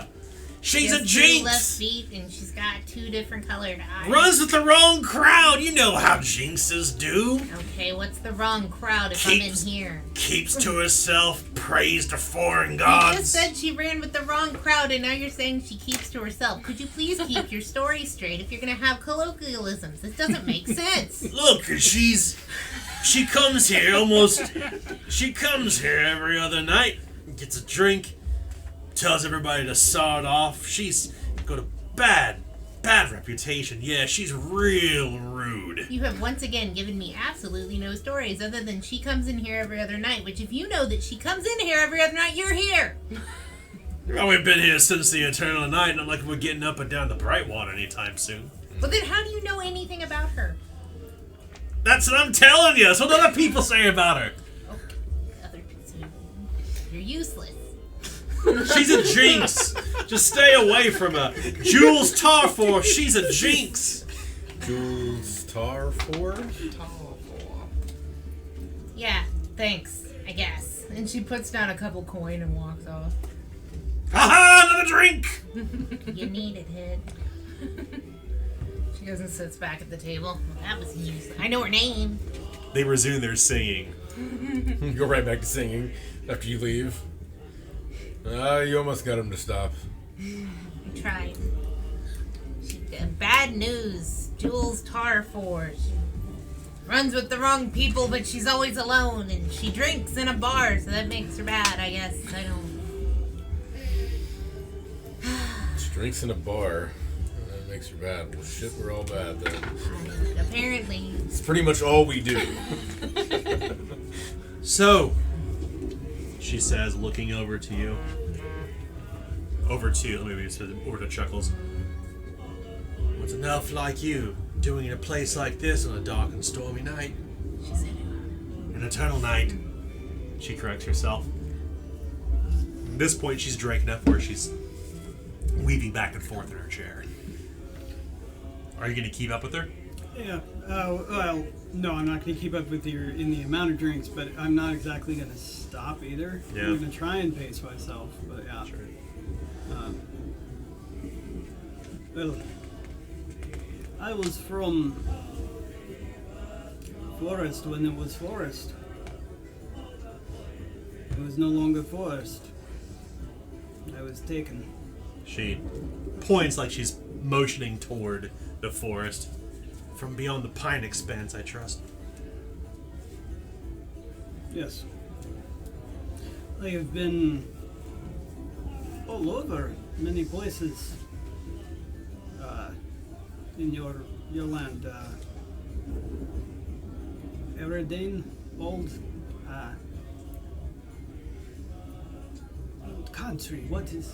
Slaughter pine, she says. The Lockwood. She begins to slur her words. The Lockwood. Yeah, Yeah, that's how you put it. I've been to Arbor Fields, you know, she says. I went to Arbor Fields before, she says. Yara, another drink! You're not gonna drink. I'm not gonna drink alone now. What's your name, elf? Well, you know us, elf. As I kind of shudder when I say that. Galadriel. 10.5 elf. We do not have those names we share with others. I read a story called Dragonlance a long time ago. And all you, there's a weird elf. He had 2 swords. It was in a penny dreadful, and he was. Yes, Drizzt. Yes. You have a name like one of those where you. No, my name is quite easy to say. Well, tell me. Chuckles.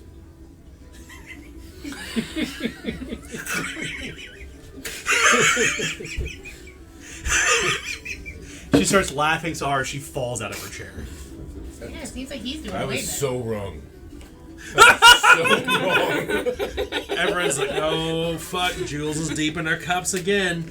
And then suddenly she, like, flips. Like, it's like a light switch. Her personality completely changes as she is just fucking hammered.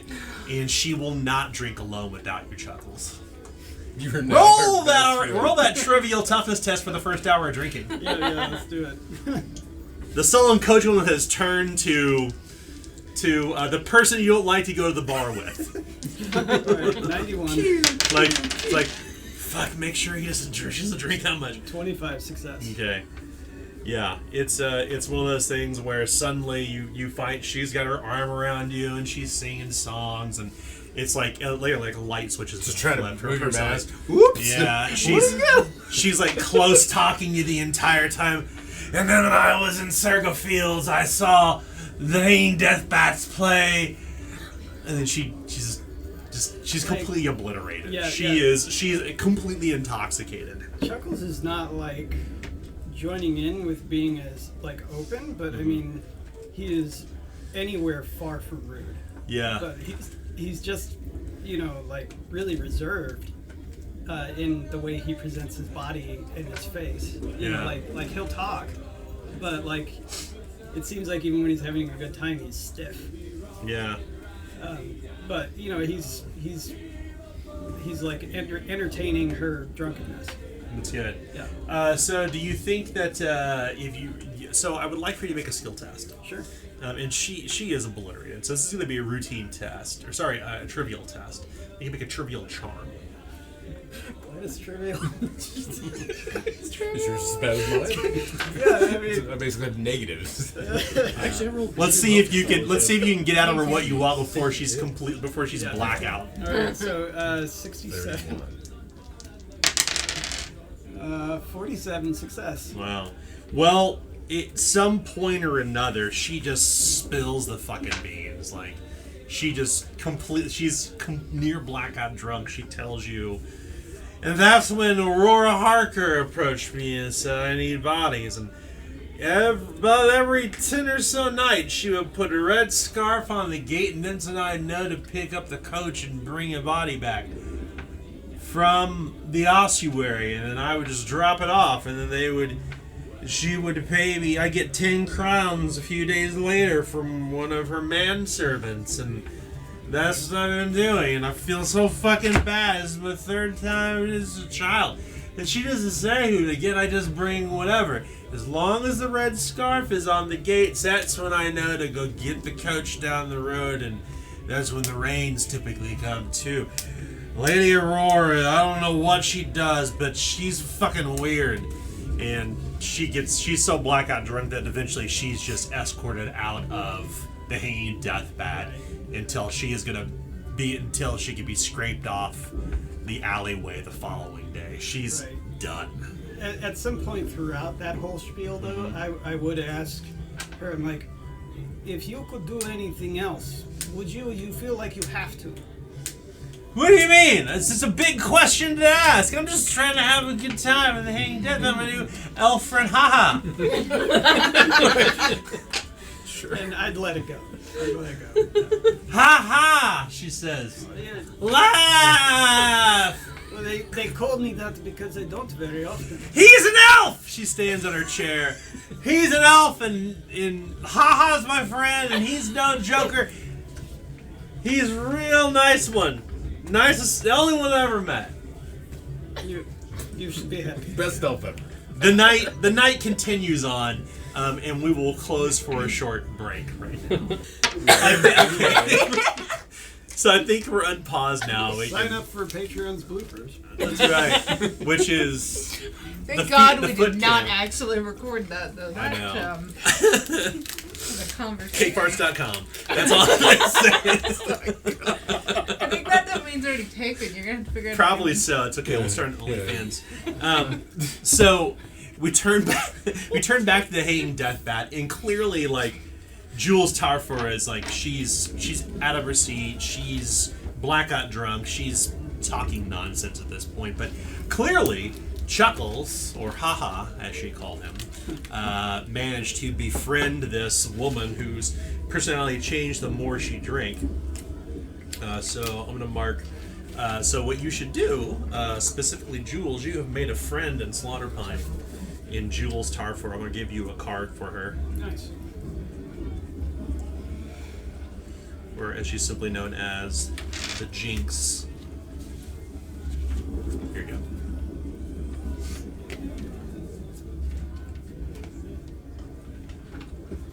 Fortunately, the sea shanties have stopped.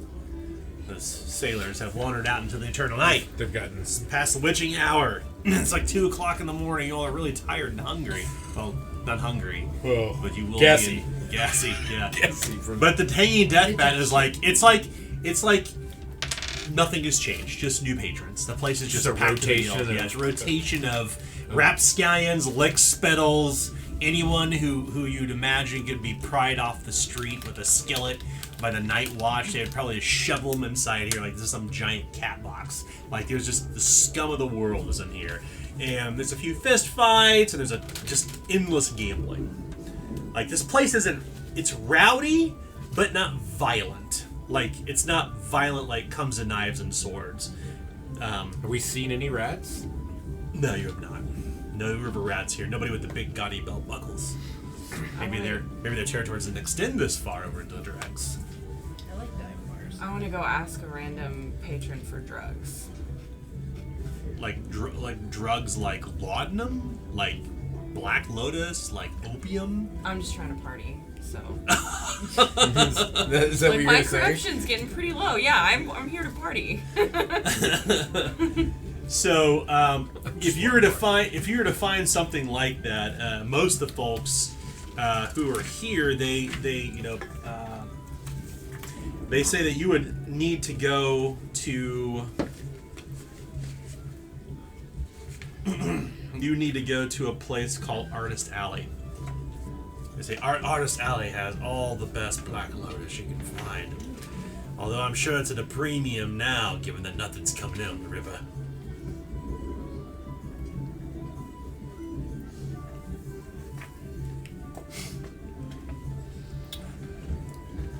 Well, should we head back? Yeah, I think we got all about the useful stuff we can out of this place. I think so too. Head back to where? Big quarry, Of course. so we can actually sleep. The pit. Without getting shanked. Yeah. Or shat on or pissed on or... Well, and with that, you leave this lovely place. Maybe the bread won't be stale. Well, it was good to put on a salad, but there was no salad. It's true. It's true. And you were aces tonight. It's the silent smoldering type just works. She must like the strong silent type. That's it. That's the Yeah, type strong of- silent. Yeah. How are you still standing after all that alcohol? You find yourselves near the dockyards again, where Oh, you started, shit. just like Yeah. earlier this evening, like where the entirety of your story began tonight. Back where you're at, just kind of sharing stories, talking about the passage of the day. You know, you once asked me that, so I guess I did lie. I am Ciabra. What? I fuck with you. No, I have good tolerance. Oh, okay. Good. Well. You can hear the sounds of people kind of walking, not just like people, but like 5 or 6 people. And the first thing you catch in the glimpse of the torchlight is these rough-looking stevedores with these flashing belt buckles that look like a out of tin, like a fake rose that looks like a rat's head. And they've come from one side of the alley.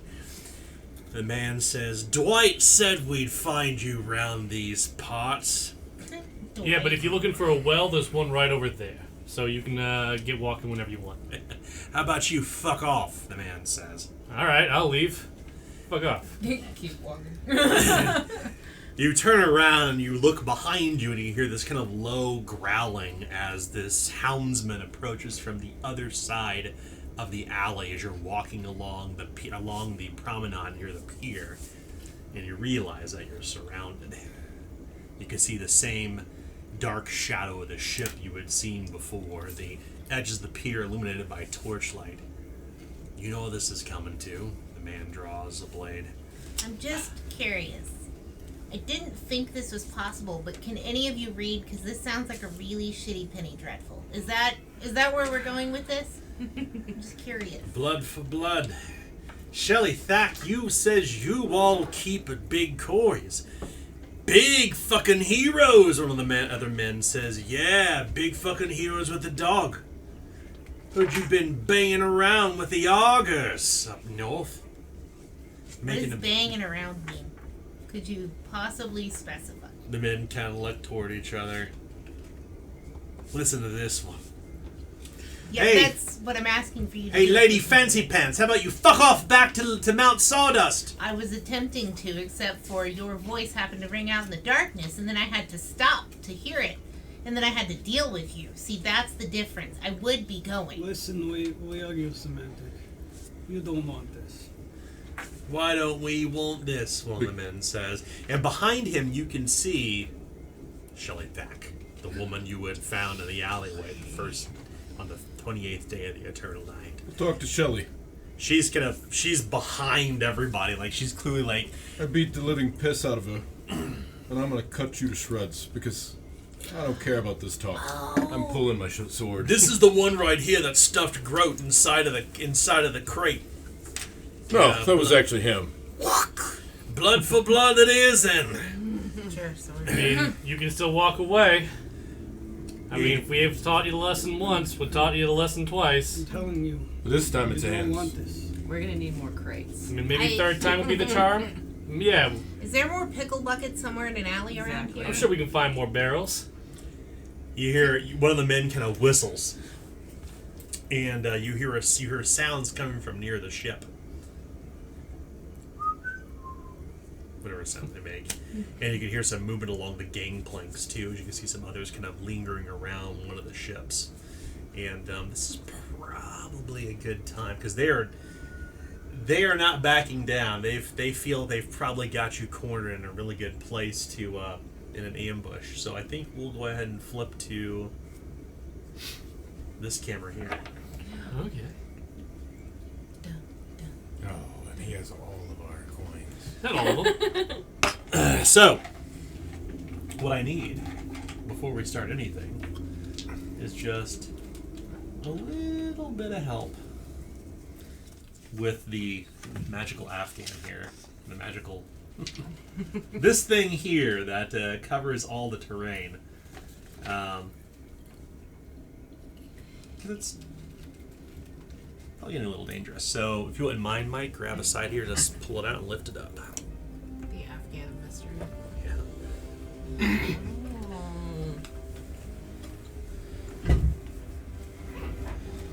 All right. Magnetic. Ooh. Boom. Very fancy. So, here's what we've got. Captain Fancy Pants. We had, unfortunately. So, I'll explain where everyone's at. So, first off, we know at the far end over here, we have some of the river rats. You can stand up, by the way. Feel free to do so. The river rats are back behind here. The purple ringed one, this is Eaglestav. The blue ringed one is you right here. Sorry. My apologies. Yeah, the blue ring is you. Orange ring is you. Red ring is Chuckles. And this, of course, we know who that is. Yeah. That's our thrower. Near the ship, we, of course, see two of the river rats there. And there's another one at the far end of the promenade as well, with two dogs. And you're kind of along the sides of this series of warehouses. Of course, this is all water down here, as you could imagine. But this is where our battle's going to begin. So, I have a question for you before we start. The question is, would you like to wager for surprise? What does that mean? So, if we wager for surprise, we will both roll a D. One of you will roll a D6 and I'll roll a D6. Whoever lands on phase 6 gets a surprise round. What if nobody rolls on phase 6? There's no surprise round. So entirely up to you all. I like Right. gambling. Yeah, let's do it. I say, just let me have this guy that's talking to me. Who wants to roll the D6? Not me. I usually roll every injury you possibly can. I mean, if Nick were here, he'd Okay. always roll 6s. So, who wants to roll off against me? I mean, I don't Leader. want to do it, so Alright. what do you guys? Leader it is. Okay. I think rolling off is bad. See if our flames are Okay. dice will be nice. I got a 1. I got a 1. Okay, Oh, no surprise. So, No surprise for you. That sounds familiar. No surprise for you. yeah. So, I think we'll probably start initiative actually with Wilson. Wilson. Okay. I think that makes the most sense, just because. I already pulled my sword. I was ready. Sure, that I was sounds ready good. to go. That's up to Yeah. you guys, because you guys are the top. Okay. Starts wherever. So we know where Wilson is at. Wilson, you of course are in orange here. So you have your actions in combat on your sheet in front of you. Okay. The question is, what are you going to do? Which one was the look like the leader? Well, he wasn't a leader, just a shit talker, and he's one right back here. In fact, right over here. Okay. So here, toward you. That's on a turntable. I'm gonna charge him. Okay. And I'm gonna attack. So this kind of charge is like 1, 2, 3, 4, 5. You have 5 movement. I do. Okay, perfect. All right, 8, but- you charge forward for 2 AP, and you lunge out with your sword. It is going to be a. I'm gonna use my issue challenge too. Oh, nice. You're mine. Okay. So I'm gonna take your hands and make a necklace out of them. So it's going to be a routine test. Oh! Remember, you get plus something for charging. Already added that to his difficulty rating. Oh, okay. Yeah, it's a critical failure. Oh no! Oh. Critical failure with a melee attack. You swing your weapon, and you can choose. Is it going to be your shield or your sword? Shield or sword? Shield. Shield. You are disarmed. As you swing forward, you lop your shield, and it goes skittering across the ground 3 yards away. And while you are disarmed, you cannot use that hand until the beginning of your following turn. Okay. So my DR just goes down one, two. If you're able to, of course, if your DR in fact contributes to it, I don't know if it does or not. It does. It does. Oh Yeah, shit! it's a wooden shield. Shields don't contribute to DR. Yeah, I know. Oh, they don't. Okay. No, so we'll put it right over here. I thought I did. We'll put your shield in red. I'm gonna flip the camera again one more time. So we'll put it right here. Oh. So yeah. So remember, when you're disarmed, you can't use that. You can't use that hand. Okay. Primary hand or two. You can't use that hand or two-handed weapons until the end of your next turn. Okay. So that's 3 action points. Your turn's up. It is. Ooh, who's after? So since you started that was combat, who goes next? And our initiative queen. Whenever somebody's turn ends, you let us know who goes next, please. So Chuckles, right? After Wilson. Yeah. Okay, perfect. Chuckles, what do you do? I will I love this thing. go ahead and hustle. I Do the just hustle. looked at my hustle value and then I What? forgot it. One to hustle. No. Do the like, hustle. My value 6. Okay. Oh. So 1, 2, 3, 4, 5, and going to attack this one right here. Okay. That's farthest in the back. Oh, I should probably give you my initiative. Oh yeah. I mean, if you ever want them to go. Shelly. Where do I put him? 18's top. 18's top. Oh, okay. Alright. That's okay. You can slide them And the down. dogs will be at the bottom. Okay. Yeah, and slide that. Be sure to slide them in order if you would, please. So I'm also gonna like come out like this as an aim to set up their head, and then for my last action point, strike out towards them. Okay, so just a melee attack. Mm-hmm. Okay, it's gonna be standard. Okay, the standard Right here. melee will be 51, and that'll be a 64. Did you hit? No, I do not. Let's give you a figure that actually represents your fisticuffs. I got one for you right here. Oh wait, I aimed that. It's plus 10. It's plus 10 to your roll. That still wouldn't hit. Darn. Was it Oh. 61, Wait, no, right? Yeah, it would have been 61. Yeah, that still wouldn't hit. Yeah, 61 Ooh. versus 61. All right, unfortunately you miss. Anything else you wish to do? No. Okay. Terrible. All right, who's next? Eaglesdov. Eaglesdov. What are you gonna do? Eaglesdov's Yeah, of gonna course. hustle up to this guy. Okay. Yeah. So we'll. You want to step on the shield? Yep. Okay. All right. Stomp. What do you do after that? Subdue. Subdue. Okay. So that test to cast engaged when you're next to them will be challenging. Challenging incantation. I want to automatically succeed. Oh, and go one step down the peril condition track? Yes. Okay. Boom. Done.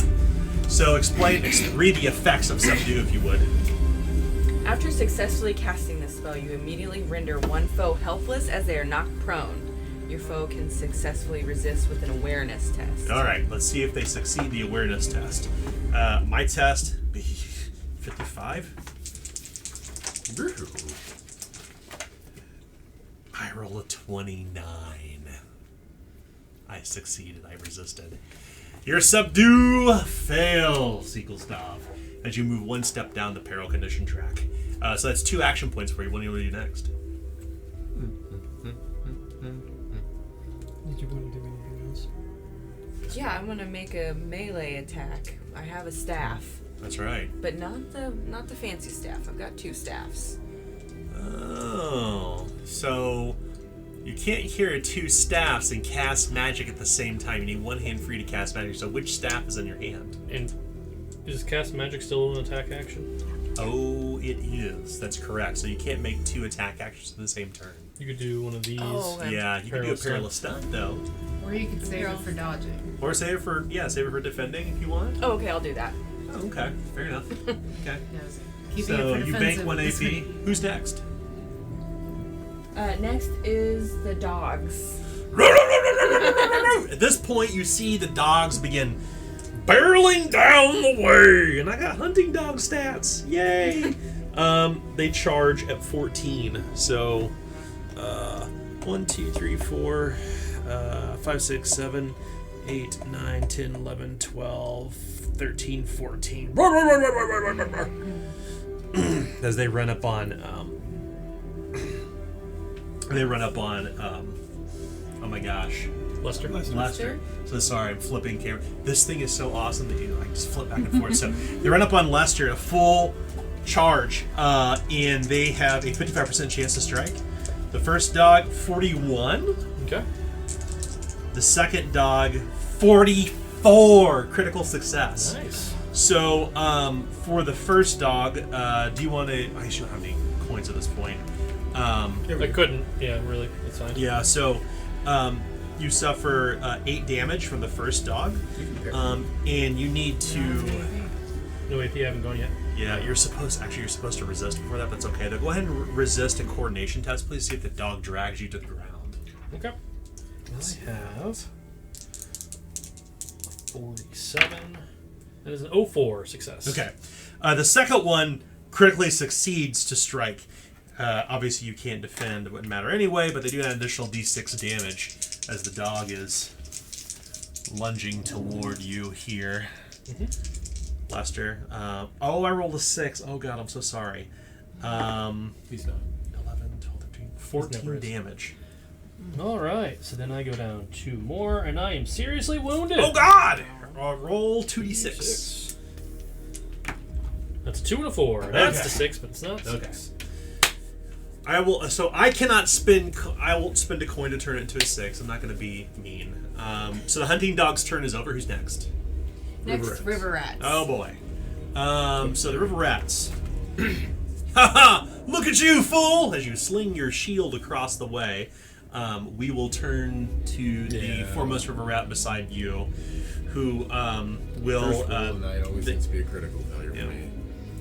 They've kind of chucked up on the saber they have. They wait for they take aim for just the right moment, right as you sling your shield across. As they take aim for 1 AP, and then he will lunge out for a 65% chance to succeed. Let's see what happens here. I rolled 100. Oh my! I literally rolled a critical failure. So as he critically fails, he swings his weapon, and just as you. The weapon goes kersploosh into the water. He's like, oh, fuck! As he has no AP left. The one on you. And he's disarmed, too. He can't use it as his primary hand until the end of his next turn. Wow, that's... sucks. I really rolled 2 skulls. I was gonna run back there, I but rolled now the 2 I'm like, skulls. there's a lot of things that fly in that. Oh my god! Oh my Watch god! out for flying This weapons. is silly! Watch out for flying weapons! That's right. This is a thrown weapon area.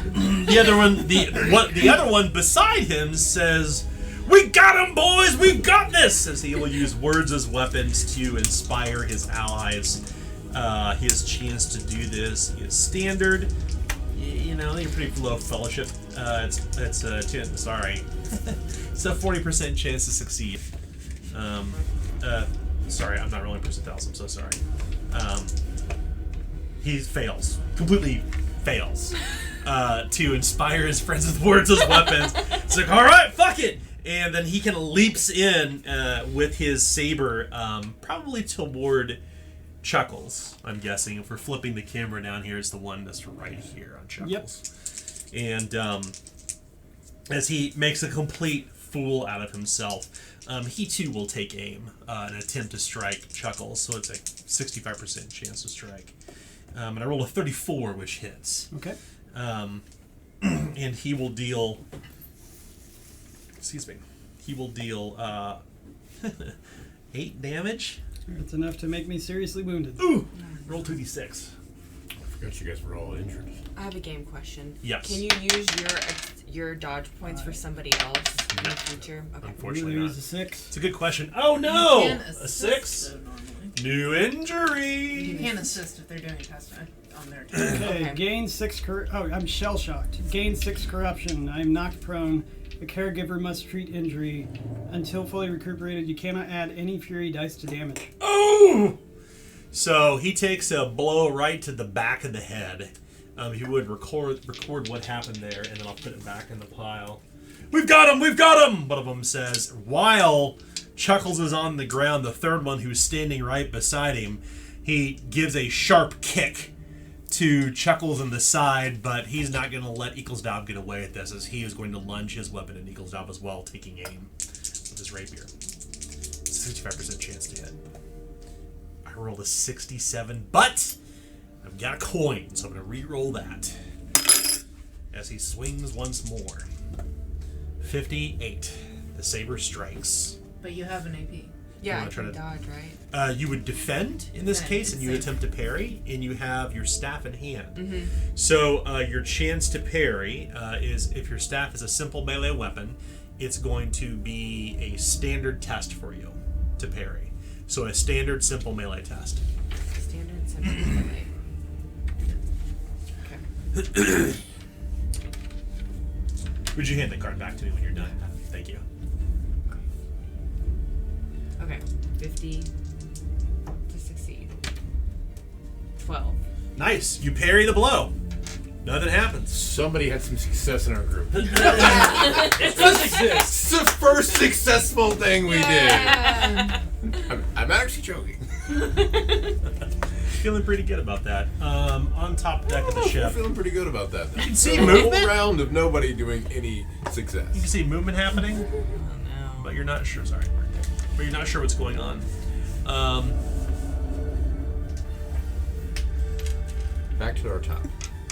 Not done yet. One of the river rats from a distance, he steps forward off the gangplank, and he has at this point he's kind of readied his bow, and he looses an arrow toward probably Chuckles because he's on the ground. His chances to strike are hard because he has allies who are engaged with Chuckles. So if we're looking here at the map, he's firing Like silly dangerous. all the way over here. Maybe he's got some really good bow skills. It's a 45% chance to succeed. That is not good bow skills. Yeah, how it works stevedores, they're fools. That's bow skill. I mean, I rolled an 84, but I'm going to re-roll that with a coin and see what happens here. Because if he crit fails, he's going to hit an ally. If he crit fails, if an ally is within 6 yards of the foe, you hit them instead. Which hopefully he doesn't roll crit fail. I rolled a crit fail. Fucking Christ. Nice. Exactly what needed to happen. Strikes one of his own. Oh! He hits the one right. It's looming over Chuckles, in fact. Let's go ahead and roll damage. God damn. Could you play the Benny Hill music? Crit fails all night long. Seriously. Wow. 9 damage, and he is All over now the place. hurt. The one that is over Chuckles. Chuckles-Dov. That's Eaglesdob and Chuckles couple name. Yeah. Friend couple name. Okay, so all of the sorry. One last one here. One of them runs along the path. And he comes up to one of the doors in the warehouse. He's Dwight, they're here! Dwight, they're here! As he's hammering around the door. And then you remember, Dwight was the one back at Airmore's parlor with the Zweihander on his back. The key you stole? That Right. was the guard. That was him. And he's hammering on the door. So, the River Rats turns over. Who's next? Lady Sabella. Sabella. Okay. So I am going to. Wait, is that dog on a box? He is standing on a crate, yes. He's a very, very it's a boxer. athletic dog. We haven't had one yet. No, we To be have. fair. I missed it. Have you never seen a dog stand on a box? All right. Well, This is I'm a gonna. big dog, guys. I guess I'll run up to the dog on the box. I got this. So, charge up or just hustle? Yeah, just hustle. Okay. To the dog on 3 the yards. box. Okay. I'm going to, as I'm running up, I'm going to call out with a words of weapon as weapons. I'm going to, just a second, I gotta check one thing here. Sure. Okay, yeah. I'm going to go ahead and call out for leadership test, so I'm going to do inspiring words. Okay. Inspire. Okay, it's going to be a standard test. And inspiring words is a leadership, right? Yeah. Leadership. Sure is. Okay, so that gives me a 60% chance. 57 will do it. Nice. Everyone adds +1 to damage condition track and peril condition track until the end of combat. And +3 to their initiative. Oh, nice! Wow, that actually helps a lot. Everyone. So, if you wouldn't mind, our initiative queen Sarah, please adjust everybody's initiative by 3. Okay. And you should have an erasable. Yeah. I So do. just your friends only. Yeah, okay. So that'll. And Yeah. that is thanks to military formation. Nice. Yeah. Being a cadet. Uh-huh. Nice. So you're adjusting initiative here. Anything else you wish to do? And then I am going to save the last AP. Come and save the best for last. And Lester, take a reorder everybody. shot. Put the river rats. Obviously, put the river rats below Wilson Thornton. They will not get a turn. Just to be clear, even though you adjusted initiative, they will skip this because the initiative is shifting with your words as weapons ability. So they're not going to suddenly get another turn. Just to be clear. Lester, the one in front of me.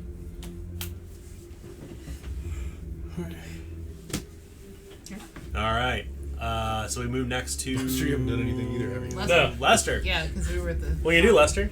The top. So Lester's on the Look ground, at the bottom. prone, right?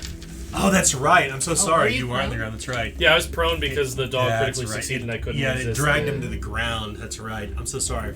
That's fine. So, what I'll do, because I still have that dog whistle from before, I'm going to blow on it as I spend 1 AP to kip up, because I have coordination trained. Oh, nice. So I'm going to distract the dogs as I get up. Okay, yeah. And then, let's see here. And getting up never provokes an opportunity attack unless you're moving 1 yard along with it, just to be clear. So if you get up in front of somebody, you're not going to suddenly going to provoke an opportunity attack. And then, let's see. Yeah, I'm going to try to use the, I don't really have dirty tricks, though, or guile. But, I'm going to do it anyway. I'm going to use the whistle to try to distract the dog and then punch the one that's in front of Okay. Lady Sabella. Sure, I'll let you substitute that. Are you trying to use dirty tricks in that case? Yeah, I was going to use dirty tricks. Okay, if you want to substitute handle animal, you can. Or you can use guile or skullduggery. It's up to you. I'll just use guile. Okay. Your test will be routine. Routine, alright. Yeah. So it's a 62. Sounds fun. It's a 74. Darn. Oh, yeah. Seize the opportunity. Which that? was? When engaged with an ally and they fail to strike, you may use an opportunity attack in their stead for 1 AP. Oh, I didn't attack. That was just dirty Does that tricks. not Yeah. count as an attack? Nope. No, dirty tricks is a perilous stunt. Yeah. So it now I'm doesn't going to count. attack Okay, and well, probably if you miss. fail, I'm And gonna What are you then gonna strike with? I'm punching it. Punch Oh yeah, I'm punching this dog. It's on this box. Fisticuffs, so box that dog in the face. Oh, these Okay. Literally. Boxers. These are big. These are basically imagine if you imagine the dogs that kind of run wild here in the city. These are like big war dogs. That they have they've unleashed. They're we'll call them Rottweilers, whatever it may be. They're just kind of vicious-looking animals that have been untethered from their river rat friend. Okay, go ahead and make a test. It's going to be standard. Okay, so standard 46. That's a 26. That's a success. Slam. Roll damage. All right, Big money, big money. big money. That's a 6. That is. Nice. That's a 3. All right, so 9 plus my brawn because it's pummeling is going to be 15 altogether. Well, that dog is seriously wounded as he basically brings his fist right through the animal's jaw. You're Go on, dog, get. Roll 2d6. Let's see if it's injured. That's a 6 and a 1. That dog is not only injured. What does Lester do to kill this animal? Oh man. You don't have to kill it. You can render it unconscious if you wish. But if you want to kill it, you can kill it. Yeah, I think what would happen is he hit it, and it lost its balance off that box, fell and like hit its head, and it's just like knocked out. Okay, yeah, fair enough. So it wasn't like, it was just kind of more of an accident than anything. Yeah, But you know, he'll take it. You hear somebody go, Fluffy, no! As one of the river rats who's hammering the door, Dwight, get out of here quick! Oh shit! Like they start to kind of freak out a little bit, thinking they might have bit off a little bit more than they can chew. Another one. Okay, anything else you wish to do? There are things I want to do, but I don't have the 8 people. Okay, so, fair enough. yes. So who's next? Next we have Lester killed. Lester just No, went? I'm sorry, Wilson. Wilson. So we know, Wilson, if we turn to you, you don't have your shield. You're currently disarmed from your shield. Right. You can't technically use your offhand until the end of this turn. So if you're right here positioned by the river rats, what do you want to do? I'll spin the camera to you. I am going to aim and attack this fellow. Take aim. Yes. Love it. Okay. So it's a standard test, but add the benefits of take aim to your. We're gonna just use it as it's kind of in here. It's actually a benefit to your base chance. Okay, so 82%, 42. I definitely strike. Nice. Roll damage. That is 5 plus 3, so 8 plus 7 is 15. Oh my god. Finally. 15 twins. 15 twins. 15s. Not only is the river rat regretting the words that he shared earlier, he is also similarly moderately wounded as you bring your sword into him. Go ahead and roll a d6 chaos die. Oh. No injury. I could turn it to a V6, but no. I am now going to use. He's already disarmed, right? Yeah, he is. He has nothing to defend himself with. He's like, no. Oh! And you stab him with the sword. What happens next? Sorry, friend. Am I engaged with the other person? You are not, unfortunately, no. Okay. Unfortunately not. Then. Can I do a stunning blow? You can't use your offhand. Okay. Well, then I will bank my Yeah. AP. And if he moves through my attack range, then. Yeah, so just a quick point of clarification on stunning blow, too. You just need to have one hand free, but because you were disarmed, Cool. you can't do it. No. Because you're doing stunning blows not with your weapon hand, you're doing it with your other hand. Just keep that in mind. And the reason why that is because we want to make people who fight barehanded actually useful. So if you try to attack with your offhand, remember it's flip to fail. Just keep this in mind if you're trying to use a stunning blow after using a weapon strike, unless you drop your weapon and kind of go in with fists. Okay. But so just food for thought. Once again, we want to make pugilists useful in this game. Thus, perilous stunts being kind of their bread and butter. Their bread and butter. That's right. So we know that we're skipping the river rats because we switched initiative, so that actually brings us to Chuckles. Chuckles, we know that you're currently on the ground right over here, but that person got some of their just desserts just a few moments ago. They got struck by an arrow from their own friend. So I will, not to do damage or anything, but just to reinforce what I was saying earlier, I'm gonna grab up towards where they were just shot in the arrow and use that to pull myself up. As, I love it. I get up for 1 AP because I'm trained in coordination. Nice. You get on your feet. Cool. And then I still hold on to the arrow and I lean in forward and I say, I told you. Wrong voice. Who are you? I told you you did not want this, as I'm going to use words as weapons to intimidate him. Nice. Okay. Go ahead and make it routine for your intimidate. Okay, routine, intimidate, would be 71. And an 06 will succeed. Nice. So they lower their peril and damage condition tracks until the end of combat for -1.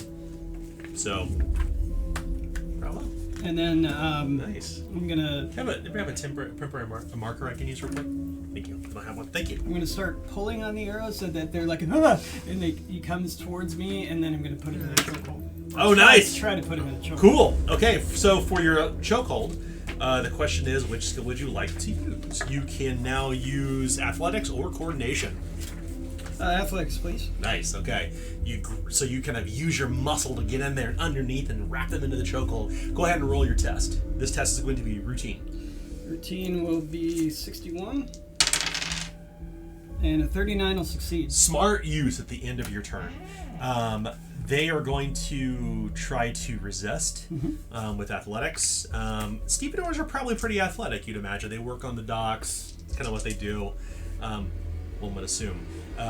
Their chance is 50%. So like 50-50. Let's see what happens. I rolled a 28. He resists. So he somehow wriggles out of the chokehold at the very last minute. Anything else you wish to do? Okay, Chuckles is over. Who's next? Eaglestav. Eaglestav! Alright. Oh yeah, put your finger up here. Sorry. Okay. So Eaglestav, you're still toe-to-toe with this river rat across the way. You've got your staff in hand. You see an arrow fly by you and strike one of the adjacent river rats. I'm going to attempt to subdue him again. Okay, alright. It's going to be challenging because you're still engaged. What do you want to do? You want to roll? Do you want to try to automatically succeed? Oh, let's do a chaos manifestation. Okay, so do you want to... So you basically want to cast magic and channel power. Yeah. You want to channel power by 1, 2, or 3 steps? 2. 2? So I'll make your test routine instead, and that means you have to roll 2d6 chaos dice alongside that. So it's a routine incantation test. Okay. This is where blood magic comes in. Routine. Yep, routine incantation. Okay, 67 to get Okay. it. You had to roll your d6 along Got my with it. D6s. Yep. Alright, just successful all around here. Nice. So no 1s or 6s, so no chaos ones or manifestations. 6s. Okay. Yep. We'll try to resist Yep. with awareness. 45. 54. You know he's gonna use it. I've again. got 3 coins, but to hold on to it. Oh. I'm gonna let you subdue this one because you've been trying so hard. Thank you. So what do we see? Like when you subdue someone, like what if the camera was focused on Eaglestav, what would it see? What will we see for watching television? Well, in order to do this spell, I have to use a handful of sand. So in order to subdue them, I'm just going to grab my sand and throw it in his eyes. And then once he's on the ground, or excuse me, once he's blinded, then I just use my magic to take him to the ground. Okay, fair enough. So Mrs. Sandman, put me asleep. I am subdued. And he's ready to be stabbed. Anything else you wish to do? You basically spent 2 action points. 1 to cast, 1 to channel. Now, you do have the opportunity when somebody's on the ground to dispatch them by spending an action point if you wish to kill them. I mean, they are unconscious. They cannot defend. The question is that something that Eaglestav would do? Okay, I have 1 AP, right? You do have 1 AP, yes. So I can use words as weapons. You could, yes. But what would you want to do with words as weapons? Or you can dispatch this guy. Or do what? You can can kill Well, him. you You can't- can cut his throat. You couldn't attack because you've already used cast magic, but you could use a stunning blow. That is true. Yep, good call, Mike. Thank you for saying that. You couldn't kill him because you already made an attack action. But you could do stunning. Well, he's on the ground unconscious. He's helpless. He's not unconscious yet. right. He's helpless. That's right. But you could, when they're stunned, just knock them out. That's true. Yeah. What's Sunder? Sunder is where you'd break their weapon, shield, or armor with a 2-handed weapon. Let's do a stunning blow. Stunning blow? Yeah. Okay. Well, good thing is we're on the ground. So that's a flip to succeed athletics test. Okay, what's Or sorry, a routine athletics test. Okay, routine athletics. I mean, I'll take a flip to succeed. Yeah. Alright, 52. That's what I was thinking. What's that mean? It means good stuff. 54. Ugh. Flip to succeed 45. What's So it's not. Oh. I'm sorry. It's routine flipped. It's routine. So it'd be plus 10 to what your normal yeah. test is. Yeah. oh okay. Uh huh. What's So Yeah. Damn. Normal's 42, so. Yeah, same two. You missed by a gonna couple reroll. points. Spend that coin and reroll. No. Okay. Who's next? Ducks. Dang. The Dag. the dog. The I dag. should say. All right. Dang. It's on top of. We know dog. it's Sorry. the dog. Yeah, the other dog No, was you kept saying was dog. beat. It's just kind of snarling and Dog. frothing all over. This is going to That try was not to good. strike out toward you, and I think this dog being a dog, Being a it's dag. probably not going to try to get. It's probably not going to try to get tricky or anything, but it's probably going to try to just drag your ass to the ground. So it's going to just do a melee attack, which is 45%. Snarling. 82. I'm going to re-roll that. I got a coin. All right. Yeah, here's some coins in the player pool here. Coins back in here. Dog snarls and bites, and you can see froth and lather around its mouth. It's just trying to bring Lester to the ground. Lester's kind of pushing it off, like you're kind of like you're dancing around it, like your football. I'm dance. very coordinated and not being sacked. All right. That's right. Nice catch, Blanco Nino. Too bad your ass got sacked. 41. It hit. All right. So Resist with coordination. Right? yeah, you need to resist the coordination to see if it sweeps you off your feet first. I have a. And this is routine for you. 77 chance. That's an 85. Ooh, reroll. Didn't you? Is that I thought you banked AP. That is. Okay. But you This don't. is done. I'll take it. Yeah, I got a really good chance of not being prone. Yeah, So I'll take that. that'd be bad. It's a 77, and I rolled a 96. Oh no! For a second, I thought it was 99. I was Not, like, oh, too. not only does the dog drag Oh, no. Lester to the ground, it gets that additional damage from being prone. So the dog is snarling and snapping and biting as it's on top of him right here, and it's going to do 4 plus 8, 9 damage. Okay. I am grievously wounded. Oh my god! no. Lester, no! Roll 3d6. That's a 143. Okay. Well. Ooh, boy. Whew. So. Oh gosh. So the dogs are up. So whose turn is it now? Lady Lady Sabella. Lady Sabella, we turn to you once again. Let's spin the battlefield around here so you can see what's going on. Okay. I so, think you are right here with your sword. Lester's on the ground. Remember, you can always pick somebody up if you want as your movement action. If you chose to do so to get him off the ground. The dog's not clutched onto him. Is it it just part of kinda move or is it full move to pull some? you would spend an action Big point to speed. pull him up off the ground, basically to get him up, if you wish to do so. I mean, you would be getting him just after me. I mean, Lester does have coordination trained. Yeah, so I'm gonna step basically diagonally. I know you can't do diagonal, but I have enough movement Yeah, and get to the dog. Okay, so just gonna spin around here. Well, Okay, you spin around Lester and you get on top of the dog. What do you have to fight with? I have mortuary sword. Oh, nice. That's the death sword. It is called mortuary sword. God, I should have Mortuary. extra. What will you do? And I am going to swing on the dog. Just a Forgot to melee roll attack. extra. Yeah, just standard melee. Okay, so it's a standard test. 33. Nice! Critical success! Not only do you add additional d6 damage. Wow, we getting criticals like crazy tonight. And it's Holy. vicious, so I'm going to use another AP to add another D6. Oh God! No, No, it's just automatic. Oh, is it automatic? That's- No, that's punishment. Oh, that's Punishment. right. What's vicious? Vicious That's is for injury. Plus Yeah. 1d6. I forgot to roll Got two. it, got it, got Yeah. it. Okay, I'm getting mixed up. Sorry. Alright. okay. So that's 5 plus... So it's 11 damage to the dog? Actually, I'm going to use a coin. I'm going to switch this 1 to a 6. Oh, nice. I'll take that Nice. So point. that's 10.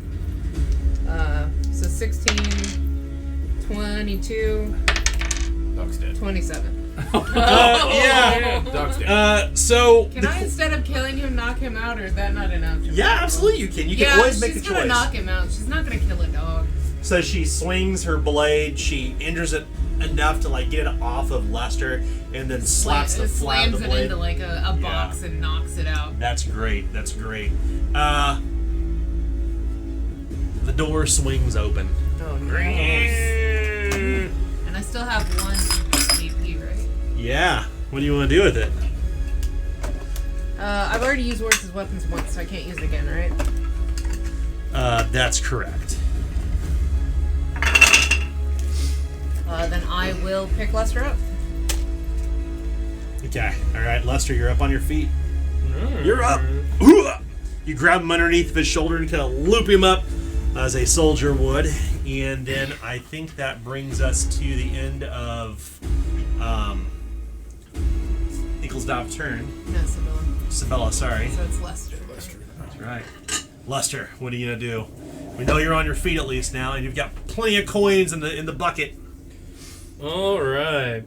So, let's see. Do you have a laudanum to drink? Actually, I do. I do. You need one. That's what So interact. You can spend 1 action point to pick up something from someone else, and you can spend 1 AP to use it. Well, he's got one. Do I? No, I don't. You only need 1 to use laudanum. Yeah, it's alright. So I don't got one. I got bandages. I don't have one of them. Technically, Lady Sabella's beside you, so if you want to spend an action point to take her laudanum, I'll allow you to do that. Yeah, okay. Yeah. We'll do that. Glug, glug, glug, glug, glug. Your vision kind of blurs as his eyes dilate. You gain 1 corruption. You move 1 step up the damage condition track. Nice. What will you do next? Alright. Alright. So, let's see. Do we want to throw something? Of course we want to throw something. Uh-oh. Okay, we're about to see What's the my fighting pigskin here in a second, I think. Yeah, not that. No. Yeah, well. His improvised throwing weapon is distance 6. I'm trying to think of what's 1, 2, 3, 4, 5, 6. Too far, just too far. While he's doing this, Sarah, would you please remove the dog's initiative and shove the card to the side, please? Yeah. Well, instead, what I'll do is I'm going to go ahead and charge. Nice. Who are you going to charge up on? I'm going to charge this guy. Oh no, he can't use his bow when he's engaged! Boop, boop, boop. Alright. Doop, doop, doop. Yeah, you get up there. You knock the torch over. And Yep. Oh my god, it's Set the boat on fire! Oh no! And, Oh my god, yeah, set the boat on fire. nope, we're just going to go ahead and just do a good old melee attack as I come in swinging for the fences. If he's got a bow, Nice. I'm pressing the advantage. Yeah. It's a standard test. And just add your charge to it. Standard test. Alright. Combat's 46. I actually get a plus 20 because I have run amok. Oh god! So Nice. that's going to be a 66% chance with a, damn it, 77 critical failures. I did tell you your test is routine, right? Did you say routine? Yeah, it's Yeah. routine. Okay, so that'd been 56, and then, so 78 would have been, okay. Wait, no, it would still be, because plus 30 is still only 76. Oh. So still a Oh failure. no, a crit. Oh no. 1 off. So as you come forward, One off. you're kind of like you're moving forward. You've Man, got you your got hands cheap like It's the barrels there. They Yeah. threw me off right at the end. you scrape your knuckles on the barrel and you trip over your own feet Yeah. and you land and you catch yourself and you hear your fingers. So your primary hand, you're technically disarmed. Okay. So you can't use your primary hand until the end of your next turn. Critical failures on gotta- melee gotta attacks pop are it like back into right. place. Oh, I had that's right. So man, that sucks. So anything else you wish to do? That's going to be all my AVs. Damn. Okay. It's too bad. So Crits who's next? everywhere today. Wilson. Crazy. Wilson, you're up. Wilson. Yeah. Wilson. Move back all the way to the far end of the dock. All right. I would like to take aim and strike my guy. Oh, nice. Okay. Doesn't take me long to So get it's my just round. a standard. It's a standard test, and then add anytime you take aim. If you do it for 1 AP, you add plus 10. If you do it for 2, you add plus 20. So you want to take aim for 1 AP or 2? Just one. Okay. All right. Go ahead. Standard test. Go ahead and roll. Okay. Jeez. I'm gonna Yeah. roll again. Oh, nice. You rolled a 95. 32. There you go. Nice. Well, I am going to. I don't think he has a weapon. He doesn't have a weapon, and Yeah. He's completely unarmed. and he's defenseless anyway because I have issue challenge. Oh shit! That's right. He can't defend. Oh no! Oh, Roll man. damage. That's a 6. 6. That's Oh a 6. god. Here comes the big damage. That's That's another a 6. 6. Oh! 12, Alright. 12, 15, plus 10, 25. Okay, so the question is. I cut him in half. Actually, I'm going to cut both his hands. I'm going to pull his hands out and cut both his hands off, like I said. Oh god!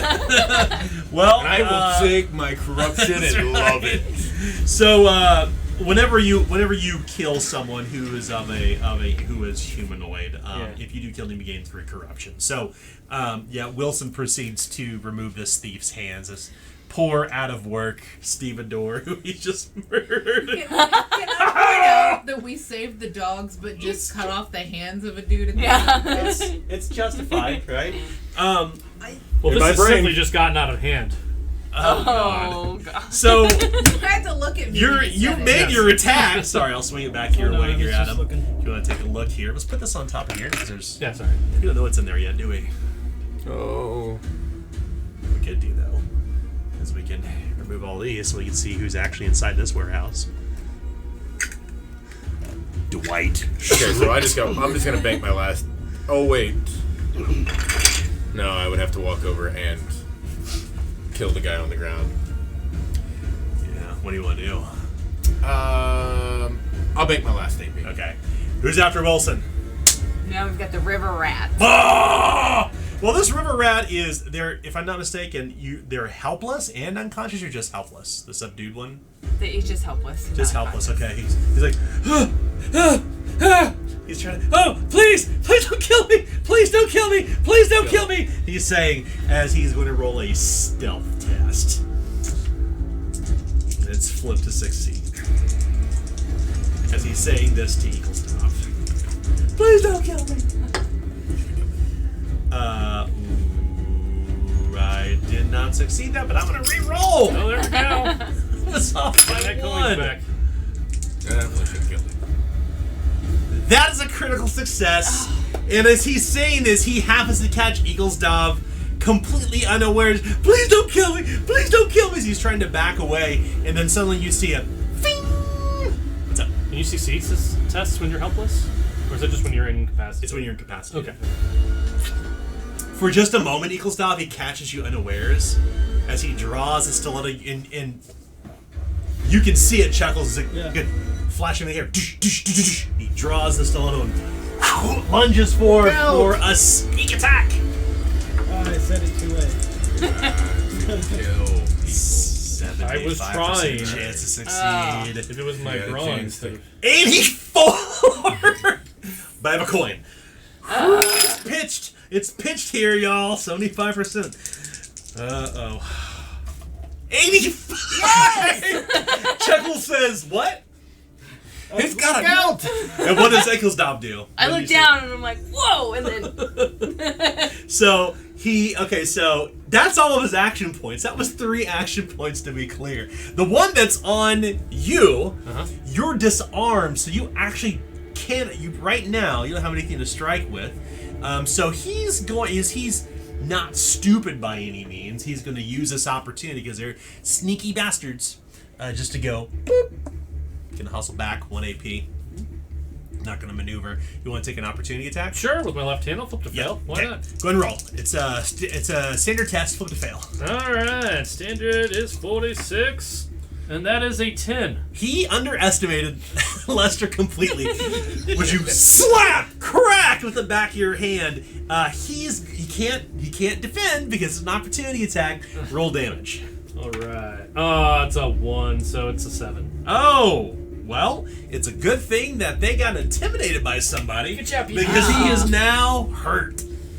She intimidated. I busted all over. He steps back for 1 AP. Somehow he's not really sure how that happened. He spends 1 action point to load his hunting bow.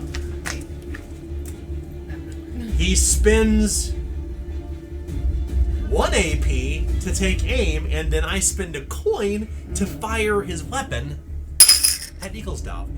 Oh! The arrow goes to the air. You've got a glowing stick. I mean, it's true. Those are going for the point blank shot. no. It's still got He does foes. not have that, He still has unfortunately. foes and friends in the area. This guy's not very smart with it. 19. That's a hit. I was like, he's not a very smart Do you have opponent. any action points that you've He still baked? did it. Nope. Okay. You can spend a coin to dodge if you want to try that. You can try dodging if you want. Defending with coordination. No, I'm good. Okay. All right. 7 plus 3, 10 damage. That's not good.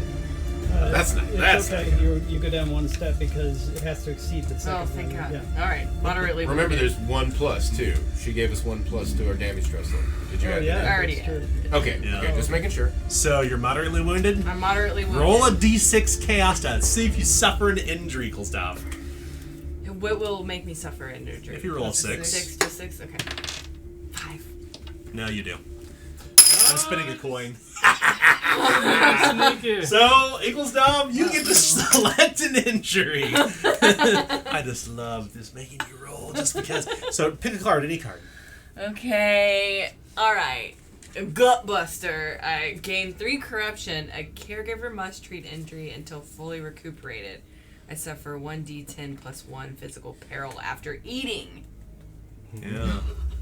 So, go ahead and write the effects down under injuries on your character sheet and record the corruption. Oh, so it's basically a peril threshold every time she like a 1d10 peril roll plus every 1. time she eats. Every time she eats. Oh, that would Yeah, be you pretty can have a shitty. sour stomach for her until she recuperates. It's probably what happened after you. Oh, got damn no ill, shit. so- So that's that person's turn. We're Now, blaming the if we food turn poisoning. all the way around here, we know we've got kind of this weird, precarious situation where we have this helpless one lying on the ground who already did their turn, if I'm not mistaken. The one, however, that is by Chuckles is currently hurt, and their weapon was completely disarmed. So we need to see exactly what they're going to do. Not having a lot of options. Well, it just so happens... I just cut his friend's hand off and threw it at him. You did. And you hear him screaming, "Dwight, we need your help! Dwight, get the fuck out of here!" As he's screaming, "Help, help!" And he sees you kind of clinch up, and he kind of drops down too, as he's going to clench his hands like this. And he is, the first thing that he's going to do to you is he is going to try a called shot, which is -10 to strike. His chance to hit is 45%. You cannot defend this. I rolled a 73. I'll spend this coin to re-roll. He swings a couple fists and feet. They don't connect, and he comes in with his head for a headbutt.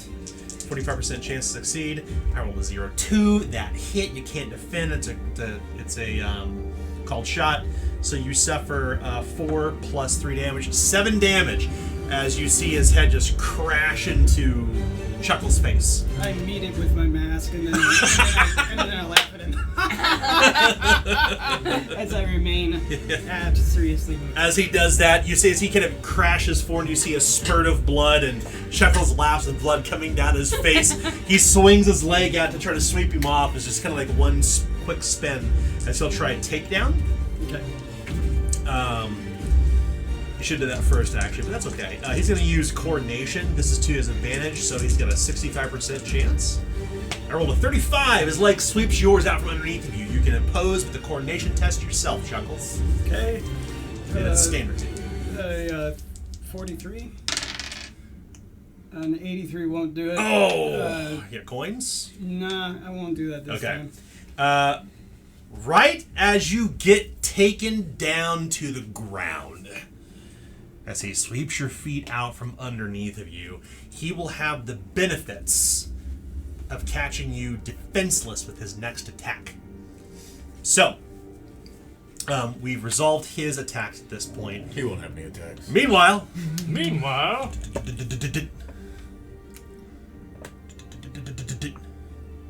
you see some movement along the ship, although it's kind of hard to see. Like, you see in fleeting shadows, there's movement all along the ship if we're looking along here. Someone is coming up toward the aft. It's at the back of the ship, I think. Another one comes starboard, where the gangplanks are, and he moves, he knocks an arrow and looses it toward Lady Sabella Culpepper, right over here. That's a 55% chance to strike. I rolled a 99. Oh my. So, not only does he miss, wow, I am rolling like shit tonight. Crazy crits amounts tonight. So many critical failures. So many crits. Yeah, it's kind of fun. Well, it's a crit failure, so if there's an ally within 6 yards, he hits them instead. Let's see if there's an ally within 6 yards. Oops. Yes, there is. So 1, 2, 3, 4, 5. Ooh. 1, 2, 3, 4, 5. Oh. 1, 2, 3, 4, 5. Yep. So the arrow, he is walking forward along the gangplanks, as we can see over here, and he trips over his own feet, and the arrow swings and hits his friend, this one right here. The one who hit somebody else with an arrow. Yes, that's right. He's trying to see the bow person. It's kind of a... I love the crit failure effect for ranged attack, by the way. It's so fun. I rolled a 6. Oh my. So let's see. Oh, God. Oh, God, I rolled another 6. Big money, big money. The 5. Oh, my God. So 17 plus 7 is 24. Oh, That's my. 1, 2, 3 steps down the damage condition track. So moderately, seriously, grievously. Ow. So, he's managed to hit his own ally. The river rats are complete fools, apparently. Bumbling fools! And let's see if he suffers an injury. Big money. Big money here. Big money. Ah, that is I rolled a 6. 6. Oh. So, no. because the arrow wildly, as he readies to knock another arrow, you see this, thunk, Oh. and he falls to the ground instantly. I look at him and I say, "You should have ran." Are you guys friends? I'm confused at this point. She just yells that at the boat. Are we the? I thought we were the enemy. Wild shots off the bow. Wild shots With the off bow. the bow. And you can hear this. Hoof, hoof, hoof, hoof, hoof, hoof. Okay. The river rat's turn is. I'm sorry, there's one river rat left. I'm so sorry.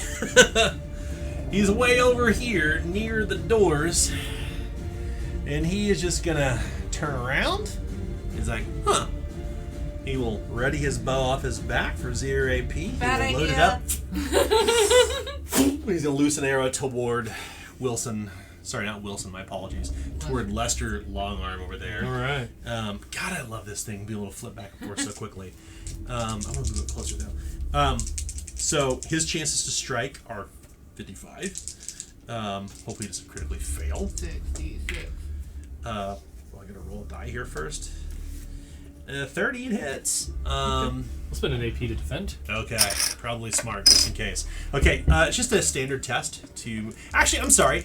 I want you to make that routine because you are kind of positioned behind barrels a little bit, so I want to give you a little bit of an advantage. I think it'd be fair since you're right back here. So go ahead and roll. 56. And that's a 73. I can't succeed. Oh, yeah. Really? Well, Really just I just- can't tonight, have you? I think I've had So, one success. Should you re-roll it? I've used enough. 8 damage. 8 damage. All right. That is Right. going to make me go down to grievously wounded Oh, again. God. Roll 3d6. All right. That's a 5, 3, 4. Okay, I'm good. Still. Woo! You know, I've got this one coin sitting over here Yeah. that I could give you an injury with, but I really want to save it because Dwight's turn is going to come up soon. So I'm going to hold on to this coin and hope that you give me more. So, my turn is over. Whose turn is after the river rats? Chuckles. Chuckles, you're up. Chuckles. Great job, Initiative Queen. You're doing Thank fantastic. you. Speaking of Chuckles being up, I'm going to go ahead and, All the way over here. Oh. Kip up as for 1 AP. Okay, with perfect. Coordination trained. Okay, you're back on your feet And as before. I would like to edit the situation just a little bit. Yeah, what do you think would happen here? I remember during our long drunken conversation with where's her? With Jules Tarfor, the Jinx. I talked about how I was taken to all sorts of different cities in the land, and in one city it was popular for them to drink the tonic. And she said, I only like one type of tonic, and she gave me a tonic, a real tonic, not the tonic. Oh, you mean it? Okay, so Tincture, what's sorry. Tincture. A tincture? Never mind. Okay. I thought it was called tonic. What will you do with the tincture? A tincture. I will drink it. Do you have an injury, Bradley? Yeah. Oh, that's right. I'm currently shell shocked and can't add fury that's dice right. to damage. So remember, we haven't used this a lot in our game, but remember, Yeah. tinctures, if you take a tincture, you gain 1 corruption. However, you ignore the effects of your injury for 24 hours, unless it's a unless it's a permanent effect. So yeah, you ignore it. You got big dilated eyes. You're fucking hopped up on tincture for 24 hours. You ignore the impact of your injury. That is obviously 1 AP to use your tonic. And thank you. It's a very creative use of edit the situation. Love it. I love the storytelling stuff. It's always going to win with me, by the way.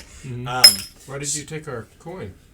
Is this Is the edited reused I in edited the the situation? situation. So we have. I gave myself a tincture that I took didn't a coin have. from us? So I you didn't- can always I didn't have one. anytime that what you can also do with fortune points is I you didn't can know use it to edit the situation to create a small narrative twist or have something on you may not have. Situation. Yeah. I didn't hear Yeah, you say that. I gave so- myself a free one. Yeah. Yeah. So that's good. So what do you want to do now? Then got up, took it, and I'm gonna now wheeling back and forth and like chuckling loudly. I'm gonna set him up with a right cross and then do a left uppercut into his jaw. Cool. If it connects. All right. It's going to be a routine test. As that will be 61. And a 59 will succeed. Oh, Nice.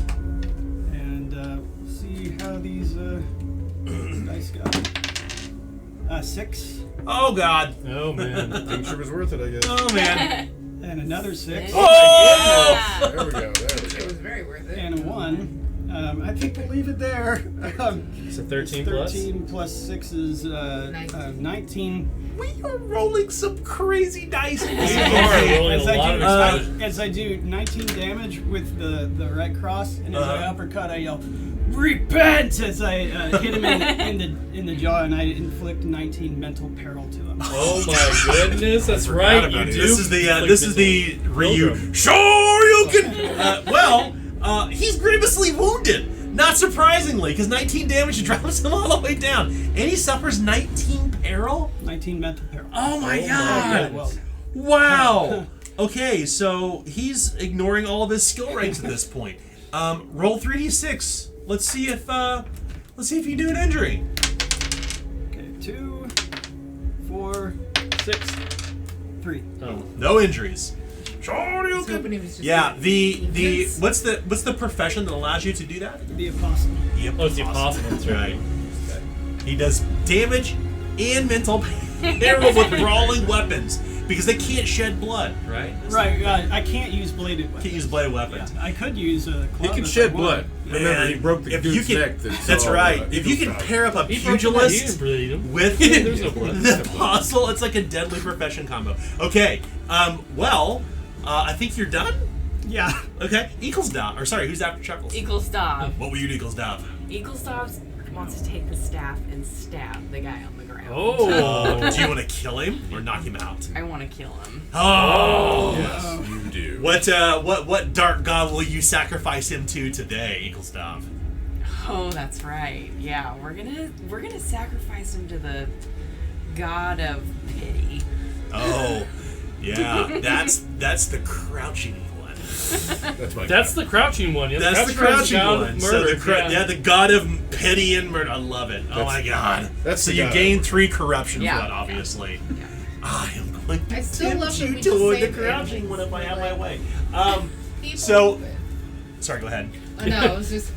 Like I'm we're just saving laughing animals, that but we keep slaughtering all the people, but there's just 2 knocked out dogs on the field. Why would we hurt dogs? Yeah, I agree. There's only bad owners, not bad dogs. I love it. 100%. So that's your attack action. You have Yeah. 2 AP I mean, they're left. not wolves. They're not wild, right? We can take these dogs and train them.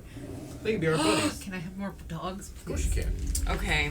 They're your puppies. I'll have a kid. Okay, I have an idea. Bring 'em back. So if I do this, will I kill this guy? Is he dead now? He's dead. Oh, yeah. he's dead. He's yeah, not, because okay. he was helpless. Anytime you strike somebody who's helpless, they're dead. Yeah, they're dead. automatically. Perfect. They're dead. Yeah. Unless you Well, choose He to. just tried to kill you off the ground. yeah, he did just try to. Oh no, please Yeah. don't kill me. Stank. Yeah, he did try to shank Shank. you. while trying to plead to your humanity, but you probably sacrifice into the demon of pity. Yes. Doesn't that like supercharge a spell? Sarah, thank you for joining our game. What do you want to do? Alright, so I've got a spell called the Haunting, and I can use the Death Shroud of somebody as the... You could, however, you just use an attack action to kill somebody, so you can't cast a Spells spell are in the same attack turn. actions. Yeah. Alright. Yeah. If I use words as weapons, will I bring people up if I succeed? So you done can't that. stack, like you couldn't like inspire, and bring them up, but you could hasten, which basically means if you roll a Warfare. a successful warfare, you can make everybody's movement increase. You can't increase their initiative again because it's already been increased. Yeah. But you Okay. can get people to move faster on foot. That's warfare. That's a flip to fail for you, I believe, too. Yeah. I think I'm the only one. Well, Yeah. No, you might have warfare. Yeah. So this guy here that Chuckles is taken out, can I intimidate him? Will that... Well, they're already intimidated. However, if I may make a recommendation, there are plenty of perilous stunts you could use because you've not used a perilous stunt yet. Okay, and I've got some AP to move over there, too. Right, That's use the right. one to So kill you him. wanna hustle down. over? Yeah. Yeah, I'm Okay. gonna hustle over. Okay, so go ahead and move your figure over to the river rat there, who's already grievously wounded. Right. Yes. And then I'm Oh, gonna give boy. a stunning blow. Oh, nice. Okay, so you can use either athletics or coordination, and it will be standard. It says interrogation on here. Is that Oh, wrong? interrogation. Sorry. Stunning blow. That's right. It's either Yeah. athletics or interrogation. Interrogation's willpower. Athletics is brawn. Okay, I'm gonna use willpower. Nice. You're gonna use interrogation. Interrogation. If she's got it, yeah. And it's She's a captain. routine? Standard. Standard. Standard. Okay, so over 40 or 47. 26. Nice. Let's see if he can resist. I don't know about this. It's resist with toughness. Well, they're 50%. There's Steven over there. 50-50. Pretty tough. He has He no is ignoring skill rings. right? Yeah, He's so ignoring it's all of his skill rings. 50-50. Oh, Yeah. Stevedores are, they live a life of hard labor. They move They cargo live and a stuff. life of danger. I rolled an 82. He fails. Oh, nice. So now he was stunned, which means he only starts his turn with 2 action points instead of 1. Sorry, instead of 3. He starts with 2. So he actually lost an action point on future turns unless he successfully resists. Okay. So, when she hits him as he bowls over, I'll say, "Told you didn't want this." yeah.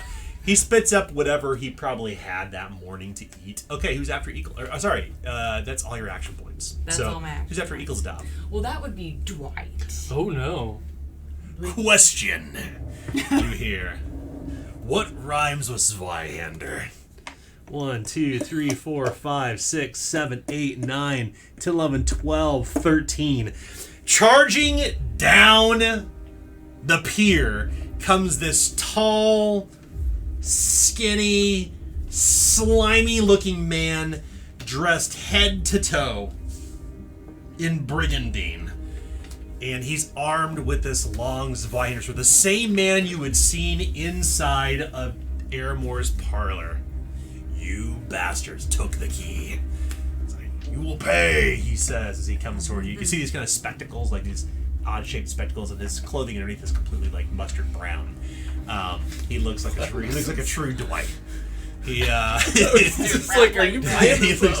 he looks really clammy and cold and nasty. And you hear this whang, the sound of the sword kind of cutting through the air toward Lady Sabella. And as he charges, that's an 80% chance to strike.